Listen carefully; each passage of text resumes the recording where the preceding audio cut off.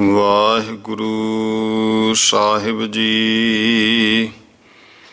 ਇੱਕ ਓੰਕਾਰ ਸਤਿਗੁਰ ਪ੍ਰਸਾਦ। ਸ੍ਰੀ ਨਾਨਕ ਅੰਗਦ ਗੁਰੂ ਅਮਰਦਾਸ ਪਦ ਬੰਦ। ਰਾਮਦਾਸ ਅਰਜਨ ਗੁਰੂ ਬਾਰ ਸ੍ਰੀ ਹਰਿ ਗੋਬਿੰਦ। ਹਰੀ ਰਾਏ ਹਰਿ ਕ੍ਰਿਸ਼ਨ ਗੁਰ ਤੇਗ ਬਹਾਦਰ ਚੰਦ। ਦਸਵੇਂ ਗੋਬਿੰਦ ਸਿੰਘ ਗੁਰੂ ਨਮੋ ਚਰਨ ਅਰਬਿੰਦ। ਜਿਸ ਮਹਿ ਅੰਮ੍ਰਿਤ ਗਿਆਨ ਹੈ ਮਾਣਕ ਭਗਤ ਵੈਰਾਗ। ਸ੍ਰੀ ਗੁਰੂ ਗ੍ਰੰਥ ਸਾਹਿਬ ਉद्धਤ ਬੰਦੋ ਕਰ ਅਨੁਰਾਗ। ਸ੍ਰੀ ਗੁਰ ਸ਼ਬਦ ਕਮਾਏ ਜਿਨ ਜੀਤੇ ਪੰਚ ਵਿਕਾਰ। ਤਿਨ ਸੰਤਨ ਕੋ ਬੰਦਨਾ ਸਿਰ ਚਰਨਨ ਪਰ ਧਾਰ। ਏਕ ਓੰਕਾਰ ਸਤਿਗੁਰੂ ਤੇ ਪ੍ਰਸਾਦ ਸਚ ਹੋਏ। ਵਾਹਿਗੁਰੂ ਜੀ ਕੀ ਫਤਿਹ। ਬਿਘਨ ਬਿਨਾਸਨ ਸੋਏ। ਵਾਹਿਗੁਰੂ ਜੀ ਕਾ ਖਾਲਸਾ ਵਾਹਿਗੁਰੂ ਜੀ ਕੀ ਫਤਿਹ। ਗਰੀਬ ਨਵਾਜ ਚਬਰ ਤਖ਼ਤ ਦੇ ਮਾਲਕ ਜੁਗੋ ਜੁਗ ਅਟਲ ਦਸਾਂ ਪਾਤਸ਼ਾਹੀਆਂ ਦੀ ਆਤਮਿਕ ਜੋਤ ਧੰਨ ਧੰਨ ਸ੍ਰੀ ਗੁਰੂ ਗ੍ਰੰਥ ਸਾਹਿਬ ਜੀ ਮਹਾਰਾਜ। ਗੁਰੂ ਸਾਹਿਬ ਜੀ ਦੀ ਕਿਰਪਾ ਬਖਸ਼ਿਸ਼ ਰਹਿਮਤ ਹੋਈ ਹੈ। ਸ਼ਾਮ ਦੇ ਸਮੇਂ ਦੀਆਂ ਸਤਸੰਗ ਘੜੀਆਂ ਪ੍ਰਾਪਤ ਹੋਈਆਂ ਹਨ। ਇਤਿਹਾਸ ਦੀ ਕਥਾ ਦਾ ਸਮਾਂ ਹੈ। ਮਹਾਨ ਵਿਦਵਾਨ ਪੰਥ ਰਤਨ ਗਿਆਨੀ ਗਿਆਨ ਸਿੰਘ ਜੀ ਦੁਆਰਾ ਰਚਿਤ ਜੋ ਤਵਾਰੀਖ ਗੁਰੂ ਖਾਲਸਾ ਗ੍ਰੰਥ ਵਾਰਤਕ ਸੰਖੇਪ ਸਾਖੀਆਂ ਇਤਿਹਾਸ ਆਪ ਜੀ ਸਰਵਣ ਕਰ ਰਹੇ ਹੋ। ਧੰਨ ਗੁਰੂ ਗੋਬਿੰਦ ਸਿੰਘ ਜੀ ਮਹਾਰਾਜ ਦੇ ਜੀਵਨ ਪ੍ਰਸੰਗ ਕਿਵੇਂ ਸ਼ਾਸਤਰ ਧਾਰੀ ਹੋਣ ਦਾ ਸੰਗਤਾਂ ਨੂੰ ਉਪਦੇਸ਼ ਦਿੱਤਾ, ਇਹ ਆਪਾਂ ਕੱਲ ਪ੍ਰਸੰਗ ਸਰਵਣ ਕੀਤੇ। ਉਸ ਤੋਂ ਅੱਗੇ ਇਉਂ ਸਤਿਗੁਰੂ ਸਾਹਿਬ ਜੀ ਦੇ ਕੋਲੇ ਅਨੇਕਾਂ ਪੰਡਿਤ ਕਵੀਸ਼ਰ ਰਿਹਾ ਕਰਦੇ ਸਨ। ਇਸ ਕਰਕੇ ਕੁਛ ਨਾ ਕੋਈ ਚਰਚਾ ਹੁੰਦੀ ਰਹਿੰਦੀ। ਕਦੇ ਪੰਡਿਤ ਰਘੂਨਾਥ, ਕਦੇ ਹੰਸਰਾਜ, ਕਦੇ ਵਿਸ਼ਨ ਦੱਤ, ਕੋਈ ਨਾ ਕੋਈ ਜਿਹੜਾ ਹੈ ਵਾਰਤਾ ਉਹ ਕਰਦੇ ਰਹਿੰਦੇ ਸਨ। ਇੱਕ ਵਾਰੀ ਮਹਾਭਾਰਤ ਦੀ ਕਥਾ ਦੀ ਗੱਲ ਛਿੜ-ਪਈ। ਸਿੱਖਾਂ ਨੇ ਅਰਜਨ, ਭੀਮ, ਕਰਨ ਇਤਿਆਦਿਕ ਯੋਧਿਆਂ ਦੇ ਜਦੋਂ ਜੋ ਅਪਰਮਾਣ ਬਲ ਵਿਦਿਆ ਤੇ ਚਮਤਕਾਰ ਦੀ ਗੱਲ ਸੁਣੀ ਤੇ ਸਿੱਖਾਂ ਨੇ ਪੰਡਤ ਨੂੰ ਪੁੱਛਿਆ ਕਿ ਏਡੀਆਂ ਸ਼ਕਤੀਆਂ ਜੋ ਉਹਨਾਂ ਦੀਆਂ ਵਰਣਨ ਕੀਤੀਆਂ ਇਹ ਯਥਾਰਥ ਨੇ ਜਾਂ ਨਿਰੀ ਮਹਿਮਾ ਮਾਤਰ ਹੀ ਲਿਖੀਆਂ ਹੋਈਆਂ ਹਨ। ਪੰਡਤ ਜੀ ਚਮਕ ਕੇ ਆਖਣ ਲੱਗੇ, ਭਲਾ ਕਦੇ ਸ਼ਾਸਤਰ ਪੁਰਾਣ ਵੀ ਝੂਠੇ ਹੋਏ ਨੇ? ਜੋ ਲਿਖਿਆ ਉਹ ਸਭ ਸੱਚ ਹੈ। ਉਹਨਾਂ ਨੇ ਦੇਵਤਾ ਪ੍ਰਤੱਖ ਕੀਤਾ ਹੋਇਆ ਸੀ। ਉਹਨਾਂ ਦੇ ਵਰ ਪ੍ਰਤਾਪ ਦੇ ਨਾਲ ਉਹਨਾਂ ਨੂੰ ਇਹ ਸ਼ਕਤੀ ਪ੍ਰਾਪਤ ਹੋਈ ਸੀ। ਸਿੱਖ ਕਹਿਣ ਲੱਗੇ, ਪੰਡਤ ਜੀ ਹੁਣ ਵੀ ਦੇਵਤਾ ਪ੍ਰਗਟ ਹੋ ਸਕਦਾ ਹੈ? ਪੰਡਿਤ ਕਹਿਣ ਲੱਗੇ, ਹਾਂ ਹੋ ਸਕਦਾ ਹੈ। ਕੋਈ ਜੇ ਤਤਵੇਤਾ ਬ੍ਰਾਹਮਣ ਕਰਨੀ ਵਾਲਾ ਤੇ ਧਨੀ ਸ਼ਰਧਾਲੂ ਕਰਾਉਣ ਵਾਲਾ ਹੋਵੇ, ਬ੍ਰਾਹਮਣ ਕਰਨੀ ਵਾਲਾ ਹੋਵੇ ਤਾਂ ਬਿਨਾਂ ਕਿਸੇ ਸੰਸ਼ੇ ਤੋਂ ਨਿਰਦਸੰਦੇਹ ਜਿਹੜਾ ਦੇਵਤਾ ਹੈ ਉਹ ਪ੍ਰਗਟ ਹੋ ਕੇ ਵਰ ਦੇ ਸਕੇਗਾ। ਜੀ ਤੋਂ ਪੁਰਸ਼ ਨੂੰ ਇਹੋ ਜਿਹੀਆਂ ਤਾਕਤਾਂ ਜਿਵੇਂ ਭੀਮ, ਕਰਨ, ਅਰਜਨ ਨੂੰ ਸਾਨੂੰ ਪ੍ਰਾਪਤ ਹੋ ਸਕਦੀਆਂ ਨੇ। ਵਿਦਿਆ ਤਾਂ ਨਾਸ਼ ਨਹੀਂ ਹੋਈ, ਪਰ ਸਾਧਨ ਕਰਨ ਕਰਾਉਣ ਵਾਲੇ ਨਹੀਂ ਰਹੇ। ਫਿਰ ਸਿੱਖਾਂ ਨੇ ਪੁੱਛਿਆ, ਪੰਡਤ ਜੀ ਹੁਣ ਵੀ ਕੋਈ ਇਸ ਤਰ੍ਹਾਂ ਦਾ ਸਮਰੱਥ ਜੰਤਰੀ ਮੰਤਰੀ ਵੇਦ ਮੰਤਰਾਂ ਦਾ ਗਿਆਤਾ ਹੈਗਾ ਜੋ ਦੇਵਤਾ ਪ੍ਰਤੱਖ ਪ੍ਰਗਟ ਕਰਾ ਸਕੇ? ਪੰਡਤ ਕਹਿਣ ਲੱਗਿਆ ਕਿ ਕੇਸੋ ਨਾਮ ਦਾ ਜਿਹੜਾ ਹੈ ਬੜਾ ਓਝਾ ਪੰਡਤ ਇਸ ਕੰਮ ਕਰਨ ਦੀ ਸਮਰੱਥਾ ਰੱਖਦਾ ਹੈ। ਜਿਸ ਦੇਵਤਾ ਨੂੰ ਚਾਹੇ ਉਹ ਪ੍ਰਗਟ ਕਰ ਸਕਦਾ ਹੈ, ਪਰ ਮੁਸਲਮਾਨਾਂ ਹਾਕਮਾਂ ਤੋਂ ਡਰਦਾ ਕਿਸੇ ਅਨੁਸ਼ਠਾਨ ਕਿਸੇ ਜਗ੍ਹਾ ਤੇ ਕਰਦਾ ਨਹੀਂ ਹੈ।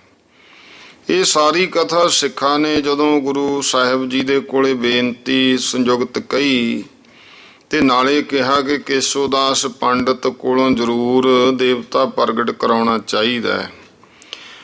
ਮਹਾਰਾਜ ਨੇ ਬਚਨ ਕੀਤੇ, ਭਾਈ ਸਿੱਖੋ, ਵਿਦਿਆ ਵਰਗਾ ਦੇਵਤਾ ਹੋਰ ਕੋਈ ਨਹੀਂ ਹੈ। ਅਰਜਨ ਕਰਨ ਆਦਿਕ ਨੇ ਵਿਦਿਆ ਦਾ ਸਾਧਨ ਪੂਰਾ ਕੀਤਾ ਹੋਇਆ ਸੀ। ਜੇ ਤੁਸੀਂ ਵੀ ਸਾਧਨ ਕਰੋਗੇ ਤੁਹਾਨੂੰ ਵੀ ਸਮਰੱਥਾ ਹੋ ਜਾਏਗੀ, ਕਿਉਂਕਿ ਬਹੁਤ ਪੁਰਖਾਂ ਦਾ ਧਰਮ ਸੰਬੰਧੀ ਜਿਹੜਾ ਤੀਬਰ ਸੰਕਲਪ ਉਹ ਪੂਰਾ ਹੋ ਹੀ ਜਾਂਦਾ ਹੈ। ਇਸ ਪ੍ਰਸੰਗ ਤੋਂ 6 ਮਹੀਨੇ ਪਿੱਛੋਂ ਇੱਕ ਦਿਨ ਗੁਰੂ ਗੋਬਿੰਦ ਸਿੰਘ ਜੀ ਮਹਾਰਾਜ ਕੋਲੇ ਇੱਕ ਪੰਡਤ ਵੀਰ ਸਿੰਘ ਆਇਆ। ਉਹਨੇ ਆਖੇ ਪ੍ਰਾਰਥਨਾ ਕੀਤੀ, ਸੱਚੇ ਪਾਤਸ਼ਾਹ ਵੀ ਜਿਸ ਕੇਸੋਦਾਸ ਪੰਡਤ ਦਾ ਸੁਜਾਸ ਤੇ ਵਿਦਿਆ ਦੀ ਧੁਨ ਸਾਰੇ ਭਾਰਤ ਵਰਸ਼ ਵਿੱਚ ਪੈ ਰਹੀ ਹੈ, ਅੱਜ ਉਹ ਪੰਡਤ ਜਵਾਲਾਮੁਖੀ ਦੇ ਦਰਸ਼ਨਾਂ ਲਈ ਜਾਂਦਾ ਹੋਇਆ ਆਪ ਜੀ ਦੀ ਮਹਿਮਾ ਸੁਣ ਕੇ ਦਰਸ਼ਨ ਮੇਲਿਆਂ ਵਾਸਤੇ ਆਪ ਜੀ ਦੇ ਬਾਗ ਵਿੱਚ ਉਤਰਿਆ ਹੋਇਆ ਹੈ। ਉਹ ਦਰਸ਼ਨ ਕਰਨਾ ਚਾਹੁੰਦਾ ਹੈ। ਇਹ ਗੱਲ ਸੁਣ ਕੇ ਲੋਕਾਂ ਨੇ ਨਿਸ਼ਚੈ ਕਰ ਲਿਆ ਕਿ ਗੁਰੂ ਸਾਹਿਬ ਜੀ ਸੱਚਮੁੱਚ ਪ੍ਰੇਰਨਾ ਸਿੱਧੀ ਰੱਖਦੇ ਨੇ। ਇਹਨਾਂ ਦਾ ਪ੍ਰੇਰਿਆ ਹੋਇਆ ਹੀ ਪੰਡਤ ਆਇਆ। ਗੁਰੂ ਸਾਹਿਬ ਨੇ ਉਹਦੇ ਖਾਣ ਪਾਣ ਦੀ ਸੇਵਾ ਕਰਨ ਲਈ ਦੀਵਾਨ ਨੰਦ ਚੰਦ ਤੇ ਪ੍ਰੋਹਤ ਦਇਆ ਰਾਮ ਨੂੰ ਉਹਦੇ ਕੋਲ ਭੇਜਿਆ। ਦੂਜੇ ਦਿਨ ਸਤਿਗੁਰੂ ਦੇ ਹੁਕਮ ਨਾਲ ਉਸ ਨੂੰ ਦੀਵਾਨ ਦੇ ਵਿੱਚ ਪ੍ਰੋਹਤ ਦਇਆ ਰਾਮ ਲੈ ਕੇ ਆਇਆ। ਪੰਡਤ ਕੇਸੋਦਾਸ ਨੇ ਜਿਵੇਂ ਆਉਂਦਿਆਂ ਅਸੀਸ ਜੀ ਦਿੰਦੇ ਆਸ਼ੀਰਵਾਦ ਬੇਲ ਮੰਤਰ ਪੜ੍ਹ ਕੇ ਫਿਰ ਗੁਰੂ ਸਾਹਿਬ ਜੀ ਦੇ ਅੱਗੇ ਨਾਰੀਅਲ ਅਰਪਣ ਕੀਤਾ।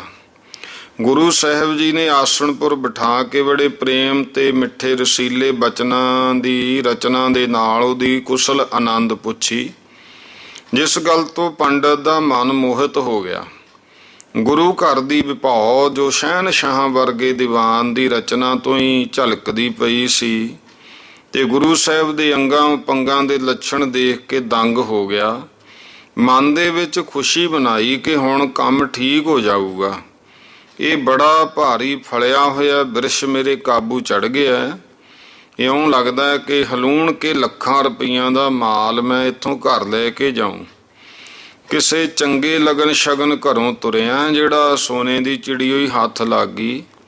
ਇਹੋ ਜਿਹੀਆਂ ਕਲਪਨਾ ਮਨ ਵਿੱਚ ਕਰ ਰਿਹਾ ਸੀ ਤਾਂ ਗੁਰੂ ਸਾਹਿਬ ਜੀ ਅੰਤਰਜਾਮੀ ਸਤਿਗੁਰੂ ਦੇ ਇਸ਼ਾਰੇ ਔਰ ਆਸੇ ਨੂੰ ਸਮਝਦਿਆਂ ਮਾਮਾ ਕਿਰਪਾਲ ਚੰਦ ਜੀ ਕਹਿਣ ਲੱਗੇ ਕਿ ਕੇਸੋਦਾਸ ਨੂੰ, ਕਹਿੰਦੇ ਪੰਡਤ ਜੀ ਗੁਰੂ ਸਾਹਿਬ ਜੀ ਦੀ ਇੱਛਾ ਐਸੇ ਕੰਮ ਕਰਨ ਦੀ ਹੈ ਵੀ ਜੀ ਤੋਂ ਸਾਰੀ ਪ੍ਰਜਾ ਨੂੰ ਕੋਈ ਲਾਭ ਪਹੁੰਚੇ।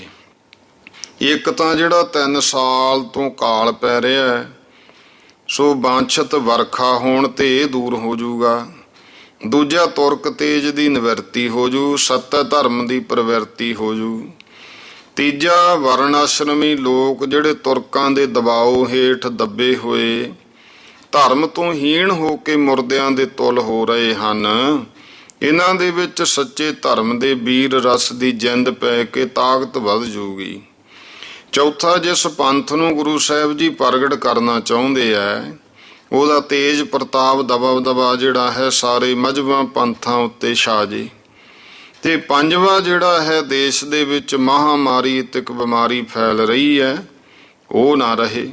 ਖੇਤੀ ਅੰਨ ਦੇ ਵਿੱਚ ਬਰਕਤ ਹੋਵੇ, ਫਲਾਂ 'ਚ ਰਸ ਹੋ ਜੇ, ਐਸਾ ਕੁਝ ਹੋ ਜੇ। ਸੁਣ ਕੇ ਕੇਸੋਦਾਸ ਦੇ ਮਨ ਵਿੱਚ ਹੋਇਆ ਵੀ ਹੁਣ ਆਪਾਂ ਦਾ ਖੇਡੀਏ, ਇਹ ਕੰਮਾਂ ਦੇ ਬਦਲੇ ਆਪਾਂ ਲੱਖਾਂ ਰੁਪਈਆ ਲਈ। ਹੁਣ ਸਤਿਗੁਰੂ ਜੀ ਸਭ ਦੇ ਮਨ ਦੇ ਭਰਮ ਕੱਢਣੇ ਚਾਹੁੰਦੇ ਸੀ ਤਾਂ ਕਹਿਣ ਲੱਗਿਆ ਇਸ ਕੰਮ ਵਾਸਤੇ ਤਾਂ ਦੇਵਤਾ ਦੇ ਪ੍ਰਗਟ ਹੋਣ ਤੋਂ ਹੀ ਹੋ ਸਕਦੇ ਹੈ।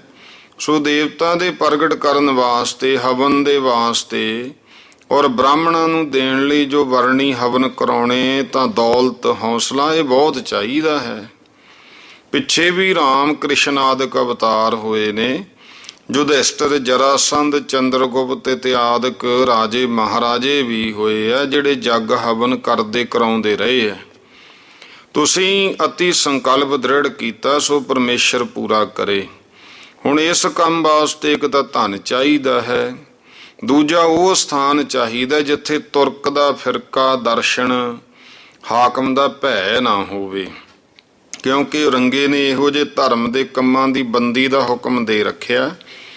ਗੁਰੂ ਸਾਹਿਬ ਕਹਿਣ ਲੱਗੇ, ਪੰਡਤ ਜੀ ਇਹ ਬੰਦੋਬਸਤ ਤਾਂ ਸਾਰੇ ਪੱਕੇ ਹੋ ਜਾਣਗੇ, ਤੁਸੀਂ ਪੱਕੇ ਹੋਵੋ। ਪੰਡਤ ਕਹਿਣ ਲੱਗਿਆ, ਮਹਾਰਾਜ ਜੇ ਸਾਨੂੰ ਪੂਰੀ ਦੱਖਣਾ ਮਿਲੂਗੀ ਤਾਂ ਅਸੀਂ ਆਪ ਜੈਸੇ ਸਤਪੁਰਖਾਂ ਅੱਗੇ ਕਿਉਂ ਨਾ ਮਹਾਮਾਇਆ ਨੂੰ ਪ੍ਰਗਟ ਕਰਕੇ ਦਿਖਾਵਾਂਗੇ। ਮਾਮਾ ਕਿਰਪਾਲ ਚੰਦ ਜੀ ਕਹਿੰਦੇ, ਪੰਡਤ ਜੀ ਖਰਚ ਕਿੰਨਾ ਕੁ ਹੋਊਗਾ? ਪੰਡਤ ਕਹਿਣ ਲੱਗਿਆ, 1.25 ਲੱਖ ਰੁਪਈਆ ਤਾਂ ਅਸੀਂ ਦੱਖਣਾ ਲਵਾਂਗੇ। ਹਵਨ ਦੇ ਉੱਤੇ ਵੀ ਇਦੋਂ ਘੱਟ ਨਹੀਂ ਲੱਗਣਾ ਹੈ, ਔਰ ਗੁਰੂ ਸਾਹਿਬ ਨੂੰ ਵੀ ਹਵਨ ਹੁੰਦੇ ਤੱਕ ਬ੍ਰਹਮਚਰਜ ਰੱਖਣਾ ਪਊਗਾ। ਇਹ ਗੱਲ ਸੁਣ ਕੇ ਸਤਿਗੁਰਾਂ ਬਚਨ ਕੀਤਾ ਵੀ ਮਿਸਰ ਦੇਵਤਾ, ਮਾਇਆ ਤਾਂ ਇਦੋਂ ਦੂਣੀ ਭਾਵੇਂ ਖਰਚ ਹੋ ਜੇ, ਪਰ ਗੱਲ ਇਹ ਹੈ ਕਿ ਕੰਮ ਅਧੂਰਾ ਨਹੀਂ ਰਹਿਣਾ ਚਾਹੀਦਾ ਹੈ। ਗੁਰੂ ਸਾਹਿਬ ਦਾ ਐਡਾ ਹੌਸਲਾ ਦੇਖ ਕੇ ਫਿਰ ਤਾਂ ਪੰਡਤ ਜੀ ਦੇ ਘਿਓ ਦੇ ਦੀਵੇ ਬਲ ਗਏ। ਬਹੁਤ ਜ਼ੋਰ ਦੇ ਨਾਲ ਇਸ ਕੰਮ ਨੂੰ ਕਰਨ ਦਾ ਕਰਾਰ ਕਰ ਲਿਆ। ਆਖਣ ਲੱਗਿਆ, ਮਹਾਰਾਜ ਜਦੋਂ ਆਪ ਕੇਵਲ ਹਿੰਦੂ ਧਰਮ ਦੀ ਰੱਖਿਆ ਔਰ ਪ੍ਰਜਾ ਦੇ ਸੁੱਖ ਦੇ ਵਾਸਤੇ ਐਡਾ ਪਰਉਪਕਾਰ ਦਾ ਤਰੱਦਦ ਕਰਨ ਲੱਗੇ ਹੋ ਤਾਂ ਫਿਰ ਇਹ ਕਾਰਜ ਕਿਉਂ ਨਹੀਂ ਸਿੱਧ ਹੋਵੇਗਾ। ਹੁਣ ਵਰਣੀ ਤੇ ਹੋਮ ਕਰਨ ਦੇ ਯੋਗ ਬ੍ਰਾਹਮਣਾਂ ਦੀ ਪ੍ਰੀਖਿਆ ਲਈ ਫਿਰ ਸਾਰੇ ਦੇਸ਼ ਦੇ ਵਿੱਚ ਚਿੱਠੀ ਫੇਰਤੀ ਕਿ ਗੁਰੂ ਸਾਹਿਬ ਜੀ ਨੇ ਯੱਗ ਹੋਮ ਕਰਨਾ ਹੈ। ਇਹ ਗੱਲ ਸੁਣ ਕੇ ਵਿਪਰ ਆ ਗਏ। ਗੁਰੂ ਸਾਹਿਬ ਨੇ ਇੱਕ ਸਮਾਸ, ਦੂਜਾ ਨਿਰਮਾਸ, ਇਹ ਲੰਗਰ ਜਾਰੀ ਕਰਤੇ। ਮਾਸਾਹਾਰੀ ਨੂੰ ਮੋਹਰ ਦੱਖਣਾ ਤੇ ਜਿਹੜੇ ਨਿਰਮਾਸੇ ਸੀ ਉਹਨਾਂ ਨੂੰ ਰੁਪਈਆ ਰੋਜ਼ ਮਿਲਣ ਦਾ ਪੁਕਾਰਾ ਸੁਣਾਤਾ। ਤੇ ਬਹੁਤੇ ਫਿਰ ਪਹਿਲਾਂ ਹੀ ਜਿਹੜੇ ਸੀ ਮੋਹਰ ਦੇ ਲਾਲਚ ਵਿੱਚ ਬ੍ਰਾਹਮਣ ਮਾਸਾਹਾਰੀ ਹੋ ਗਏ। ਜਿਹੜੇ ਨਿਰਮਾਸ ਸਨ ਉਹ ਥੋੜੇ ਹੀ ਨਿਤਰੇ। ਗੁਰੂ ਸਾਹਿਬ ਜੀ ਨੇ ਉਹਨਾਂ ਨੂੰ ਮੋਹਰ ਦੇ ਕੇ ਰੋਕ ਲਿਆ ਤੇ ਜਿਹੜੇ ਮਾਸਾਹਾਰੀਆਂ ਨੂੰ ਰੁਪਈਆ ਰੋਜ਼ ਹਿਸਾਬ ਦੇ ਕੇ ਤੁਰਦੇ ਕਰਤਾ। ਫਿਰ ਕੇਸੋ ਦਾਸ ਦੀ ਲਿਖਤ ਦੇ ਉੱਤੇ ਸਾਰੀ ਸਮੱਗਰੀ ਹੋਮ ਦੀ ਮੰਗਵਾ ਕੇ ਪਹਿਲਾਂ ਅਗੰਮਪੁਰੇ ਚਰਨ ਗੰਗਾ ਦੇ ਕਿਨਾਰੇ ਸਾਮਤ 1754 ਬਿਕਰਮੀ ਨੂੰ ਚੇਤਰ ਦੇ ਮਹੀਨੇ ਪਹਿਲੇ ਨਰਾਤਰੇ ਹੋਮ ਕਰਨਾ ਆਰੰਭ ਕਰਤਾ। ਬ੍ਰਾਹਮਣ ਹਵਨ ਤੇ ਵਰਣੀ ਚੰਡੀ ਦਾ ਪਾਠ ਕਰਨ ਲੱਗੇ। 2 ਵੇਲੇ ਗੁਰੂ ਸਾਹਿਬ ਜੀ ਜਾਣ ਤੇ ਦੇਖ ਕੇ ਆਉਣ। ਕਾਰਦਾਰ ਸਿੱਖ ਸੇਵਕ ਵਿਪਰਾਂ ਦੀ ਟਹਿਲ ਵਿੱਚ ਹਰ ਵੇਲੇ ਹਾਜ਼ਰ ਰਹਿਣ ਲੱਗੇ। ਹੁਣ ਨਗਰ ਨੇੜੇ ਹੋਣ ਕਰਕੇ ਹਿੰਦੂ ਮੁਸਲਮਾਨ ਦੇਖਣ ਲਈ ਬਹੁਤੇ ਚਲੇ ਜਾਣ। ਕਈ ਮਹੀਨੇ ਪਿੱਛੋਂ ਲੋਕਾਂ ਦੇ ਇਕਾਏ ਹੋਏ। ਜਦੋਂ ਨਾ ਕੁਛ ਹੈ ਕੇਸੋ ਦਾਸ ਨੇ ਗੁਰੂ ਸਾਹਿਬ ਨੂੰ ਫਿਰ ਇਹ ਬਹਾਨਾ ਲਾ ਕੇ ਬੇਨਤੀ ਕਰਤੀ। ਕਹਿੰਦਾ, ਮਹਾਰਾਜ ਇੱਥੇ ਤਾਂ ਨਹੀਂ ਪ੍ਰਗਟ ਹੋਣਾ, ਇੱਥੇ ਤਾਂ ਲੋਕ ਬਹੁਤੀ ਆਵਾਜਾਈ ਰੱਖਦੇ, ਕੰਮ ਤਾਂ ਇਕਾਂਤ 'ਚ ਹੋਣਾ ਚਾਹੀਦਾ ਹੈ। ਵੀ ਮਹਾਰਾਜ ਕਹਿੰਦੇ, ਤੁਸੀਂ ਦੇਖੋ, ਕਹਿੰਦਾ ਜੀ ਜਿਹੜਾ ਨੈਣਾ ਦੇਵੀ ਦਾ ਪਰਬਤ ਹੈ ਉਹ ਦੇਖੋ, ਉਹ ਸਥਾਨ ਠੀਕ ਹੈ। ਗੁਰੂ ਸਾਹਿਬ ਜੀ ਨੇ ਉਹ ਦਿਖਾਤਾ। 15-20 ਕੋਹ ਵਿੱਚ ਉੱਥੋਂ ਨਿਰਜਨ ਸਥਾਨ ਸੀ, ਕੋਈ ਜਾਂਦਾ ਨਹੀਂ ਸੀ ਹੁੰਦਾ। ਇਹ ਪਰਬਤ ਇੱਕ ਸਮਾਂ ਸੀ ਕਿ ਇੱਕ ਗੁੱਜਰ ਹੋਇਆ, ਉਹਦਾ ਨਾਂ ਸੀ ਨੈਣਾ। ਉਹਦੀ ਮਾਲਕੀਅਤ ਸੀ ਇਸ ਜਗ੍ਹਾ ਤੇ। ਉਹਨੇ ਇੱਥੇ ਇੱਕ ਅਸਥਾਨ ਬਣਾਤਾ ਤੇ ਇਸ ਕਰਕੇ ਉੱਥੋਂ ਮਸ਼ਹੂਰ ਹੋਇਆ ਨੈਣੇ ਦੀ ਦੇਵੀ। ਤੇ ਇਸ ਕਰਕੇ ਫਿਰ ਉਹ ਨੈਣਾ ਦੇਵੀ ਉੱਗੀ ਹੋਈ। ਕੁਝ ਪੁਰਾਣਾ ਇਹ ਗ੍ਰੰਥਾਂ ਵਿੱਚ ਇਹ ਵੀ ਹੁੰਦਾ ਹੈ ਕਿ ਇਸ ਤਰ੍ਹਾਂ ਦੀਆਂ ਕਥਾਵਾਂ ਨੇ ਕਿ ਇਹ ਸ਼ਿਵ ਦੀ ਪਤਨੀ ਸੀ। ਉਹਨੇ ਹਵਨ ਦੇ ਵਿੱਚ ਛਾਲ ਮਾਰਤੀ ਸੀ, ਉਹਦੇ ਅੰਗ ਉੱਡੇ ਤੇ ਜਿੱਥੇ ਨੇਤਰ ਡਿੱਗੇ ਉੱਥੇ ਨੈਣਾ ਦੇਵੀ ਬਣੀ। ਚਲੋ ਇਹ ਵੱਖਰੀਆਂ ਪੁਰਾਤਨ ਸਮੇਂ ਦੀਆਂ ਮਨੌਤਾਂ ਨੇ। ਤਾਂ ਗੁਰੂ ਮਹਾਰਾਜ ਕਹਿਣ ਲੱਗੇ ਵੀ ਠੀਕ ਹੈ, ਉਹ ਵੀ ਹੈ। ਬ੍ਰਾਹਮਣਾਂ ਨੇ ਪਸੰਦ ਕਰ ਲਈ, ਬੜੀ ਖੁਸ਼ੀ ਨਾਲ ਛੱਪਰ ਪਵਾ ਲਏ ਤੇ ਹੋਮ ਕਰਨਾ ਸ਼ੁਰੂ ਕਰਤਾ। ਗੁਰੂ ਸਾਹਿਬ ਬ੍ਰਹਮਚਰਜ ਧਾਰਨ ਕਰਕੇ ਹਵਨ ਕਰਾਉਣ ਲੱਗ ਪਏ। ਕੇਸੋ ਦਾਸ, ਕਾਲੀਦਾਸ, ਸ਼ਿਵ ਬੱਕਰ, ਬਿਸ਼ਨਪਾਲ ਇਹ ਵਾਰੀ-ਵਾਰੀ ਵੇਦ ਮੰਤਰ ਪੜ੍ਹ ਕੇ ਆਹੂਤੀਆਂ ਪਾਉਂਦੇ ਰਹੇ। 2.5 ਪਹਿਰ ਨਿਤ ਹੋਮ ਹੋਇਆ ਕਰੇ। ਬਾਕੀ ਬ੍ਰਾਹਮਣ ਜਿਹੜੇ ਸੀ ਉਹ ਵਰਨੀ ਕਰਨ ਲੱਗੇ, ਜਿੰਨਾ ਕੋਈ ਲੱਕੜ ਕੋ ਹੋਰ ਸਾਰਾ ਉਹਦੀਆਂ ਮੰਤਰ ਪੜ੍ਹ ਕੇ ਸ਼ੁੱਧ ਕਰਕੇ। ਇੱਧਰ ਮੁਨਸ਼ੀ ਸਾਹਿਬ ਚੰਦ, ਗੁਰਬਖਸ਼ ਰਾਏ, ਮਾਮਾ ਕਿਰਪਾਲ ਚੰਦ, ਦੀਵਾਨ ਨੰਦ ਚੰਦ ਇਹ ਜਿਹੜੇ ਮੁਸਾਹਿਬ ਹੋਰ ਕਈ ਸੇਵਕ ਸਭ ਤਰ੍ਹਾਂ ਦਾ ਸਮਾਨ ਪਹੁੰਚਾਉਂਦੇ ਰਹੇ। ਤੇ ਇਹ ਸਮੱਗਰੀ ਦੀਆਂ ਚੀਜ਼ਾਂ ਦੀਪ ਚੰਦ ਸ਼ਾਹੂਕਾਰ, ਗੁਰੂ ਸਾਹਿਬ ਦਾ ਸਿੱਖ ਗੁਰਦਾਸਪੁਰੇ ਵਾਲਾ, ਉਹ ਮੰਗਾ ਕੇ ਦਿੰਦਾ ਰਿਹਾ। ਸੋ ਉਸ ਹਿਸਾਬ ਦੀ ਵਹੀ ਹੁਣ ਤੱਕ ਇਹ ਦੀਪ ਚੰਦ ਸ਼ਾਹੂਕਾਰ ਦੇ ਅੱਗੇ ਪਰਿਵਾਰ ਕੋਲੇ ਹੁਣ ਤੱਕ ਪਈ ਹੈ। ਜਿੰਨਾ ਸਮਾਨ ਜਿਹੜਾ ਕਲਗੀਧਰ ਪਾਤਸ਼ਾਹ ਨੇ ਮੰਗਵਾਇਆ ਸੀ ਉਹਦੀ ਫਿਰ ਵਹੀ ਲਿਖਣ ਨੂੰ ਕਿਹਾ ਸੀ ਮਹਾਰਾਜ ਨੇ, ਤੇ ਦੀਪ ਚੰਦ ਸ਼ਾਹੂਕਾਰ ਦੀ ਡਿਊਟੀ ਲਾਈ। ਉਹਦੀ ਫਿਰ ਅੱਗੇ ਪਰਿਵਾਰ ਗਾਂਹ ਦੀ ਗਾਂਹ ਉਸੇ ਵਹੀ ਨੂੰ ਸਾਂਭਦਾ ਆਇਆ ਤੇ ਅੱਜ ਤੱਕ ਉਹਨਾਂ ਦੇ ਪਰਿਵਾਰ ਕੋਲ ਹੈ। ਇਹ ਜਗ੍ਹਾ ਆਨੰਦਪੁਰ ਤੋਂ ਹੁਣ 7 ਕੋ ਚੜ੍ਹਾਈ ਹੋਣ ਕਰਕੇ ਬਿਨਾਂ ਸਿੱਖਾਂ ਦੇ ਕੋਈ ਹਿੰਦੂ ਮੁਸਲਮਾਨ ਜਿਹੜਾ ਉੱਥੇ ਕਦੇ ਗਿਆ ਨਹੀਂ ਸੀ। 7 ਮਹੀਨੇ ਬੀਤੇ। ਇੱਕ ਦਿਨ ਮਾਮਾ ਕਿਰਪਾਲ ਚੰਦ ਜੀ ਕਹਿਣ ਲੱਗੇ, ਪੰਡਤ ਜੀ ਵੀ ਹੁਣ ਦੇਵੀ ਕਦੋਂ ਪ੍ਰਗਟ ਹੋਊਗੀ? ਪੰਡਤ ਜੀ ਕਹਿਣ ਲੱਗੇ, ਜੇ ਦੇਵੀ ਦੇਵਤਾ ਨਾ ਪ੍ਰਗਟ ਹੋਵੇ ਤਾਂ ਹੋਮ ਕਰਨ ਦੇ 92 ਲਾਭ ਨੇ ਜਿਹੜੇ ਰਿਗਵੇਦ ਵਿੱਚ ਲਿਖੇ ਹੋਏ ਆ, ਉਹਦਾ ਜ਼ਰੂਰ ਹੋ ਹੀ ਜਾਣਗੇ। ਜਦੋਂ 11 ਮਹੀਨੇ ਹੋਮ ਹੁੰਦੇ ਨੂੰ ਹੋ ਗਏ, ਇੱਕ ਦਿਨ ਗੁਰੂ ਸਾਹਿਬ ਜੀ ਨੇ ਪੰਡਤ ਨੂੰ ਕਿਹਾ, ਪੰਡਤ ਜੀ ਤੁਹਾਡੀ ਦੇਵੀ ਕਦੋਂ ਪ੍ਰਗਟ ਹੋਊ? ਕੇਸੋ ਦਾਸ ਕਹਿੰਦਾ, ਜੇ ਤੁਸੀਂ ਜੀਵ ਹਿੰਸਾ ਛੱਡੋ ਤਾਂ ਪ੍ਰਗਟ ਹੋਊ। ਉਹਨੇ ਸੋਚਿਆ ਵੀ ਗੁਰੂ ਸਾਹਿਬ ਨੇ ਸ਼ਿਕਾਰ ਛੱਡਣਾ ਨਹੀਂ ਹੈ ਤੇ ਸਾਡਾ ਪੱਕਾ ਬਹਾਨਾ ਬਣਿਆ ਰਹੂਗਾ। ਗੁਰੂ ਸਾਹਿਬ ਨੇ ਉਸ ਦਿਨ ਤੋਂ ਜਿਹੜੇ ਸਾਹਿਤ ਤਰਜੇ ਮਾਰ ਕੇ ਲਿਆਉਂਦੇ ਸੀ, ਉਹ ਸਤਨਾਮ ਦਾ ਪੌੜਾ ਪੜ੍ਹ ਕੇ ਜਲ ਛਿੜਕ ਕੇ ਸਾਰੇ ਜਿਉਂਦੇ ਕਰਕੇ ਉਡਾਤੇ।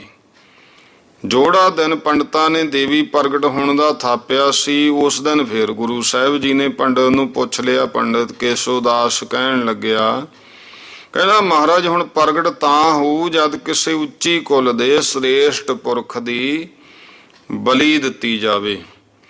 ਇਹ ਇਸ਼ਾਰਾ ਅਸਲ ਦੇ ਵਿੱਚ ਕੇਸੋ ਦਾਸ ਬ੍ਰਾਹਮਣ ਦਾ ਸਾਹਿਬਜ਼ਾਦੇ ਜੀਤ ਸਿੰਘ ਵੱਲ ਨੂੰ ਸੀ। ਇਸ ਵਾਸਤੇ ਗੁਰੂ ਸਾਹਿਬ ਨੇ ਇਹ ਸੀ ਕਿ ਪੁੱਤਰ ਦੀ ਬਲੀ ਤਾਂ ਦੇਣੀ ਨਹੀਂ ਹੈ, ਸਾਨੂੰ ਨਾ ਦੇਵੀ ਪ੍ਰਗਟ ਹੋਣ ਦਾ ਬਹਾਨਾ ਬਣਿਆ ਰਹੂਗਾ। ਪਰ ਗੁਰੂ ਸਾਹਿਬ ਜੀ ਨੇ ਉਹਨਾਂ ਦਾ ਕਥਨ ਉਸ਼ਟ ਲੱਕੜ ਨਿਆਸ ਸੇ, ਜਿਵੇਂ ਕਹਿੰਦੇ, ਉਹਨਾਂ ਦੇ ਗਾਲੀ ਪਾਤਾ, ਜਿਸ ਕਰਕੇ ਫਿਰ ਇਹਨਾਂ ਨੂੰ ਇੱਥੋਂ ਸ਼ਰਮਿੰਦੇ ਹੋ ਕੇ ਨੱਸਣਾ ਪਿਆ ਸੀ। ਜਦੋਂ ਐਸਾ ਹੋਇਆ ਵੀ ਇਹ ਬਲੀ ਦੇਣੀ ਪਊਗੀ, ਕੋਈ ਸ੍ਰੇਸ਼ਟ ਉੱਚੀ ਕੁੱਲ ਹੋਵੇ, ਸ੍ਰੇਸ਼ਟ ਪੁਰਖ ਹੋਵੇ, ਤਾਂ ਕਰਕੇ ਫਿਰ ਇਹ ਜਿਹੜਾ ਹੈ ਉਹ ਪ੍ਰਗਟ ਹੋਊਗੀ। ਤੇ ਸਤਿਗੁਰੂ ਪਾਤਸ਼ਾਹ ਮਹਾਰਾਜ ਕਹਿੰਦੇ ਵੀ ਅਸੀਂ ਤੁਹਾਨੂੰ ਹੀ ਬਲੀ ਦੇ ਦਿੰਨੇ ਆ, ਤੇ ਦੇਵਤਾ ਪ੍ਰਗਟ ਹੋਏ ਤੋਂ ਕਹਾਂਗੇ ਵੀ ਪਹਿਲਾਂ ਪੰਡਤ ਜੀਵੇ ਫੇਰ ਇਹ ਤੋਂ ਪਿੱਛੇ ਵਰ ਲਵਾਂਗੇ, ਕਿਉਂਕਿ ਪੰਡਤ ਜੀ ਨੇ ਇਹ ਗੱਲ ਕਹਿ ਦਿੱਤੀ ਸੀ ਵੀ ਇੱਕ ਵਾਰੀ ਬਲੀ ਦੇ ਦਿਆਂਗੇ, ਜਦੋਂ ਦੇਵੀ ਪ੍ਰਗਟ ਹੋ ਗਈ ਉਹ ਤੋਂ ਕਹਿ ਕੇ ਜਿਹਦੀ ਬਲੀ ਦਿੱਤੀ ਉਹਨੂੰ ਜਿਉਂਦਾ ਕਰਾ ਲਾਂਗੇ। ਮਹਾਰਾਜ ਕਹਿਣ ਲੱਗੇ, ਪੰਡਤ ਕੇਸੋ ਦਾਸ ਤੇਤੋਂ ਵੱਧ ਤਾਂ ਹੁਣ ਉੱਚੀ ਕੁਲ ਦਾ ਸ੍ਰੇਸ਼ਟ ਪੁਰਸ਼ ਹੀ ਹੈ ਨਹੀਂ ਕੋਈ ਇੱਥੇ। ਅਸੀਂ ਤਾਂ ਫਿਰ ਵੀ ਖੱਤਰੀ ਆ, ਸਾਡਾ ਦਾ ਕੰਮ ਜੰਗ ਯੁੱਧਾਂ ਦਾ ਕਿਤੇ ਨਾ ਕਿਤੇ ਸ਼ਿਕਾਰ ਕਰ ਹੀ ਲੈਨੇ ਆ, ਤੇ ਤੂੰ ਤਾਂ ਬਹੁਤ ਉੱਚੀ ਕੁਲ ਦਾ ਹੈ। ਫਿਰ ਹੁਣ ਤਾਂ ਤੈਨੂੰ ਕਿੰਨੇ ਮਹੀਨੇ ਹੋ ਗਏ ਇੱਥੇ ਬੈਠੇ ਨੂੰ, ਤੇਤੋਂ ਵੱਡਾ ਕੌਣ ਤਪਸਵੀ ਹੋ ਸਕਦਾ ਹੈ? ਤੇ ਇਉਂ ਕਰਦੇ ਆ, ਤੇਰੀ ਬਲੀ ਦਿੰਨੇ ਆ।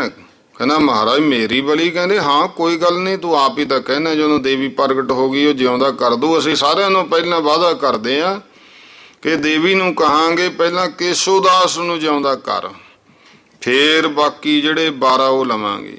ਇਹ ਕਹਿ ਕੇ ਜਦੋਂ ਫਿਰ ਨਾਲ ਹੀ ਗੁਰੂ ਗੋਬਿੰਦ ਸਿੰਘ ਜੀ ਕਲਗੀਧਰ ਪਾਤਸ਼ਾਹ ਨੇ ਸ੍ਰੀ ਸਾਹਿਬ ਦੇ ਮੁੱਠੇ ਤੇ ਹੱਥ ਰੱਖਿਆ, ਪੰਡਤ ਕੇਸੋ ਦਾਸ ਜੀ ਦੀ ਖਾਨਿਓਂ ਚਲੀ ਗਈ।